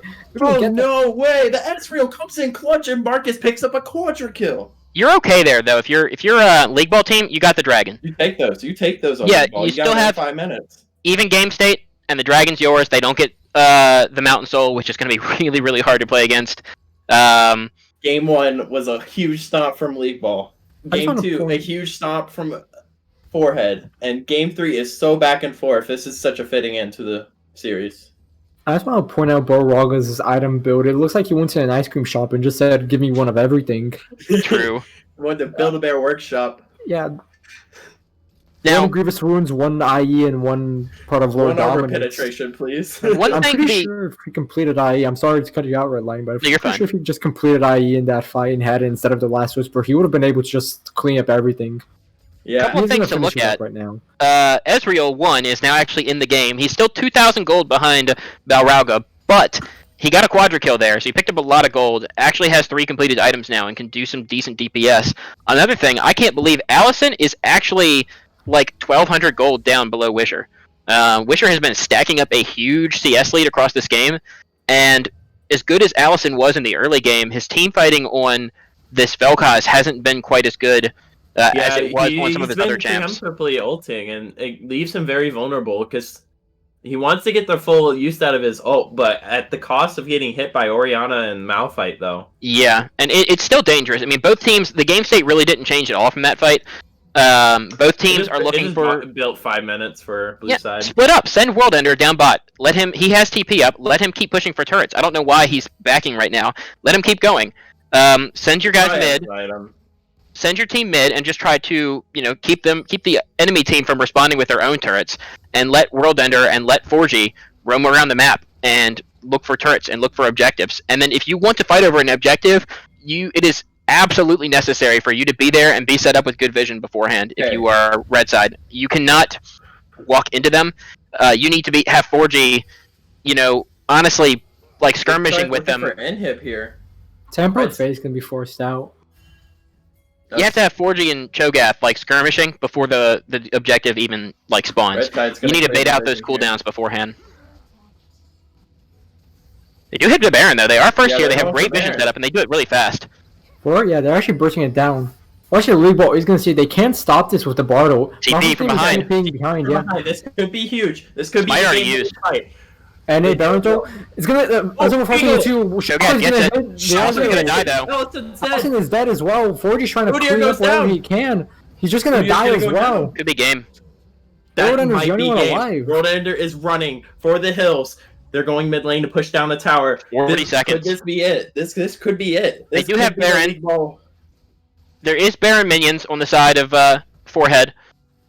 30 This is seconds a left. I don't know butt for sure that they'll puncher. be able to push in and end, but they'll be able to get an inhib, basically every inhib they want if they want. They do it. Fat Cow is really tanky here. He can try to knock down some turrets and stuff. He's getting burst out really he's fast. actually dying. Wow. They That is don't very look to be in surprising. danger of losing though. It's 10 seconds on Marcus, 10 seconds on Allison. They took so long to get that inhib, they can't push in and actually end the game. And you didn't get the Baron. Hurts a lot. Honestly, that was all Joko Leoka with a fucking huge flank. Crazy time. ultimate. Picking off the Ezreal.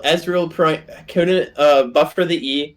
He had to E after the fact, and he couldn't E out of the Orianna ball range, so he just got hit by the ult even after he E'd. Blue has all the time in the world now to set up at this dragon. I mean, Red is trying to sprint down here, but Marcus and Albitalia are on the top side of the map, so you can't actually, sit all 5 members there That's and all bait your them in. poke damage. Wisher completed a dead cap. He has a fully stacked Dark Seal, and he bought a potion. He's want to make sure that this fight is going to be the last one he's going to have. This is the game-winning fight here. Red side cannot go for this dragon. Red side is going to win the game right here. Go out, and if someone forces on one person, Shockwave is on one person, Tempered Fate is on two. That's Wisher's fine. the game. just going to die. Allison is caught out. Ezra and Moon are mid lane. They're not even close. We're just going to try to run away. Maybe they won't end quite here.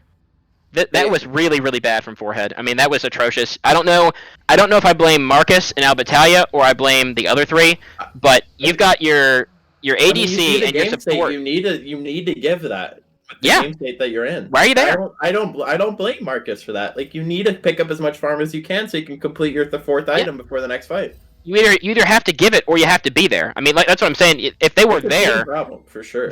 I don't know whether they decided to commit, and Marcus 20 and seconds on Abatalia the end. just Will they 10 go for seconds it? though on the rest of their members. I think they should be okay. This They've got is 3 up. levels- They're gonna. Yeah, this might be. They've realized they might league baller this. But this is a level 16 Tristana for completed Lord Doms. He's probably going to complete the Mortal Reminder when he goes back. This is as late game as you can get. I don't think anything on the side of Forehead can even challenge a Tristana anymore. Oh no, not anywhere The thing close. that challenges is a flash W ult. And this is a fat Orianna. I mean, this Orianna hurts. Her ult will one-shot Allison. Anyone. It will shoot. It one shots almost anyone, honestly, except for Cho'Gath. It does so much damage. It's just it's interesting that Forehead's late game has been basically their bread and butter, like all tournament long. They've been kind of really terrible in their early game, and pretty clutch in the late game team fights. But in this game here, they're honestly they got ahead early, but they are just their communication and their team fighting has just been terrible. It's these been fights. playing like they've been playing so nervously. They're scared. They'll lose this game almost. Yeah, I mean, they don't. I don't think they know what they need to do, which is honestly what they were doing all early game.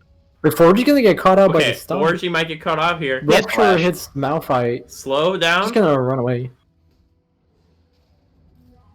But it's a little scary now. I mean, I was going to say 4G needs to kind of bait out cooldowns and mess around, but beforehand he was a 2-item Udyr against no-item carries. Now he's a 3-item Udyr against full build carries. So he's against full build carries and a 3-item jungle. Like, yeah, so you can't just run around and like skirmish and bait out all their cooldowns now. If they use their cooldowns on you, you'll just die. Let's not also forget, like, this Olaf now hurts. Like, that triple kill he got earlier, it hurts. It hurts. He runs, like, the thing is now Ezreal has to take in effect literally everything. A Malphite ult, a guy who's CCable just running at you with a ball on top of him. And a Bard ult behind you, which makes you walk forward. Like, there's so much he has to do here to win this game. It's really hard to team fight here if you're Forehead. The team fights are very, very dangerous. You have to somehow avoid that. I mean, you have to avoid that Malphite ult. Joko Lyoko has been... He's a ton of gold down to Fat Cow. He's over 3,000 gold down. And, he's, 3 levels down. But Malphite's R button is all that he is right now, and that's all he needs. If he hits a good ult, they'll win fights. And I mean, it's such easy follow-up for Orianna, where all the damage comes from. He doesn't need to do any damage. He doesn't even need to be that tanky. Just has to survive long enough to get into range to press that R. And it's really hard to avoid that if you were a Vel'Koz. Raga is full build level 17 Tristana. Nothing on the map can challenge him in terms of the amount of damage he does and how safe he is at the same time. Yes. Wisher as well, picking up a stopwatch. He's just buying these items like Elixir stopwatch. He just wants to make sure. He's also at the Build-A-Bear workshop. He wants to make sure Forehead have as little possible options as possible. They can't jump on the Orion. He's just going to instantly stopwatch. If you're going to go... So Baron is coming up here in about 30 seconds. Right now, Red Side has control of the map in terms of, like, at least around Baron Pit. They don't have good vision around it. Blue Side actually has decent vision, but they're positioned around it. If you're going to look for this Baron, I mean, you can't just look for this Baron. You have to bait it. You have to set it up, and you have to find a pick. And honestly, the pick needs to be Wisher or Balraga. Like, you can't pick off Blue Chaz and be like, all right, let's go do Baron. You need to pick off one of these deadly carries. Or honestly, Malphite. If you get Malphite, that's worth it. Forehead does have extremely good poke, though, so they're that flanked. may be another time. 4G's caught out. Okay. 4G's just running. Watch He's dead. He's dead. What Yumi's is next going alive. on? Tempered Fate's gonna come down on the Cho'Gath. I think that's game. It's game. That's game. As he was trying to do damage, he just Absolutely can't do anything. heartbreaking. Tristana's gonna rocket jump forward and start with force, misses 2 flashes forward. He can't do anything. Tristana just gonna auto him down, and he's has to go dead. down here. Buster shot just finish it off. That's it. game. But wow, what a game. Let's honestly give it up for like Forehead. They played so well this series and the games before this. We Forehead absolutely Washington League Ball versus Mop in the finals. Forehead absolutely league balled that game. 4G must be feeling terrible right now. We're just running into 4 people like that. It's a very unfortunate end, but they had no vision around Baron. They had the positioning, but they lost the vision, and the enemy team was able to just walk in behind them. Yeah. That's That gonna was a very valiant effort, though. The way they came back in the second game after being down 0-1, they came back, played their game, and at the start of this game, it really looked like it was their game to win. Barraga single-handedly just popped off that game. He did double the damage of the next player. Without Which was- Barraga, I think it's a Barraga interview angle. Like they dug deep for that game. They really dug deep for that game. Yeah, no, he played really, really well. No mistake was made at all, besides the auto of the control ward, but no other mistakes were made. Nothing. Any mistake he ever made, that game is different. Barraga played too phenomenally for that to happen.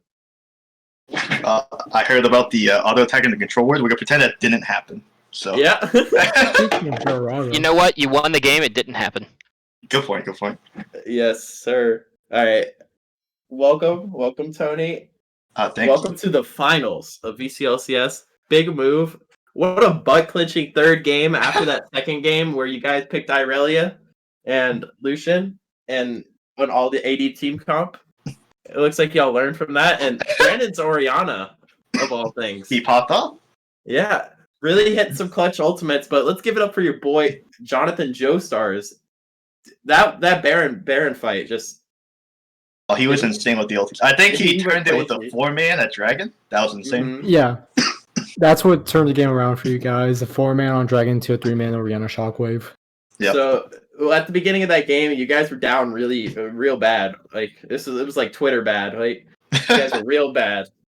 Like what were you guys still like? Were any of y'all tilted? Like what was going on in your minds? Like what was the play? Like how'd y'all come back in that game?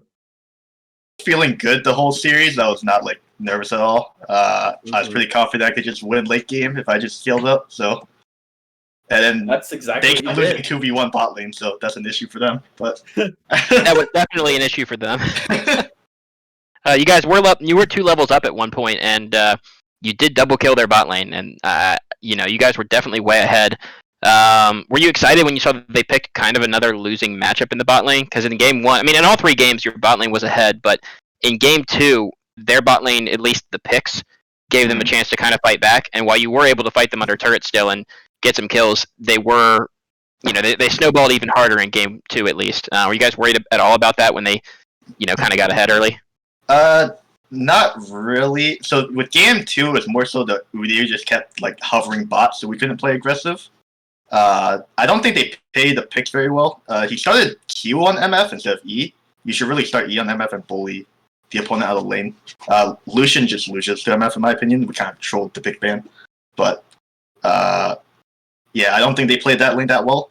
It was mostly 4G kind of carried them, I feel like, games 2 and 3. But he kind of hinted at the very end of game 3, so that's unfortunate. But I think 4G did the best on their team, to be He was honest. playing like a monster, honestly. I can agree with that. What was your thought process behind your third item that last game? Because it felt like you just didn't know where to go. Like, So I knew I wanted IE third, but we needed Grievous Wounds because Brandon didn't And want you to buy needed an Morello. armor pen. Yeah, and then I also needed Armor Pen, so I just stopped at 2 And components. honestly, And yeah, it's not starting that, at like, the component is Yeah. just 5% more. It's just 5% more if you complete it. It's not really worth it to complete at that yeah, point. it's not. Yeah, that was Build-A-Bear Workshop in that game. You and Brandon making sure y'all went to Build-A-Bear Workshop. What made y'all pick the Oriana? Red here, never seen this man play Oriana in his life. Was not Well, expecting that pick. I was informed that Brandon said he played one ranking of Oriana today. He started the game 1-8 and then ended like 20-8, so he was confident. Okay. So it's kind of really the trust opposite each other. trajectory that he normally goes. A bit. Y'all really trust each other, huh? So, if you have anything to say to the other team, that was a really hard-fought series. You think they played well, or you think it was just a big fiesta, or what do you think about that series? I think we played pretty well both sides. Mhm. I think 4G definitely did the best on their team. The Udyr pick was actually very annoying. Kind of nasty. Yeah. We kind of trolled with all AD though. I thought personally if we snowballed hard enough, it wouldn't matter with all AD and the Udyr wouldn't be too tanky, but I guess he was just too tanky for us. But True. overall, good games. So you're taking your rematch next week with Mop for the finals. Big event. Expecting a pretty nice outcome. Is it going to be a Washington League Ball win? Well, we lose the best of 1 and we lose the best of 3. Therefore, we win the best of 5. We're just getting ready, You just need more games. That's all it is. You just need more games. We try to draft too much to not have extra games. Mm-hmm. It's always a League Ball draft. Now, Red Lightning, I must ask you: are you on the League Ball train, or are you sticking to the Mop train? I am all League Ball all the way, man. You might have knocked out my forehead guys. I'm a little sad, but if anybody wants to take down Mob, take them down. They're too good. Nobody can be allowed to be that good for this long. They're the super villains. You can't go. I mean, I know they lost a game, but you can't go undefeated throughout games and series at the entire tournament and not have me root against you. Truly an underdog story. I'll be honest, that best of 3, I think if I built a Hex Drinker game 1, we won the first game instead of the QS. Because getting one shot by Victor was not fun. Agreed. Agreed.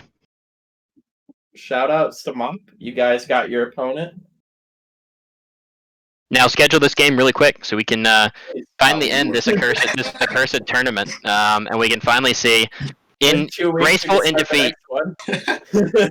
Graceful in defeat, we can see Fat Cow playoffs. True. All right, boys, that's gonna be it for us. Congratulations, Tony, on the win 100 bot series, and congratulations to Mop for making 3rd place. Not Mop, Mop 2.0. We'll call him that now. Mop 2.0. Y'all played very well. Very proud of everyone, and thanks for everyone coming out tonight and watching the stream.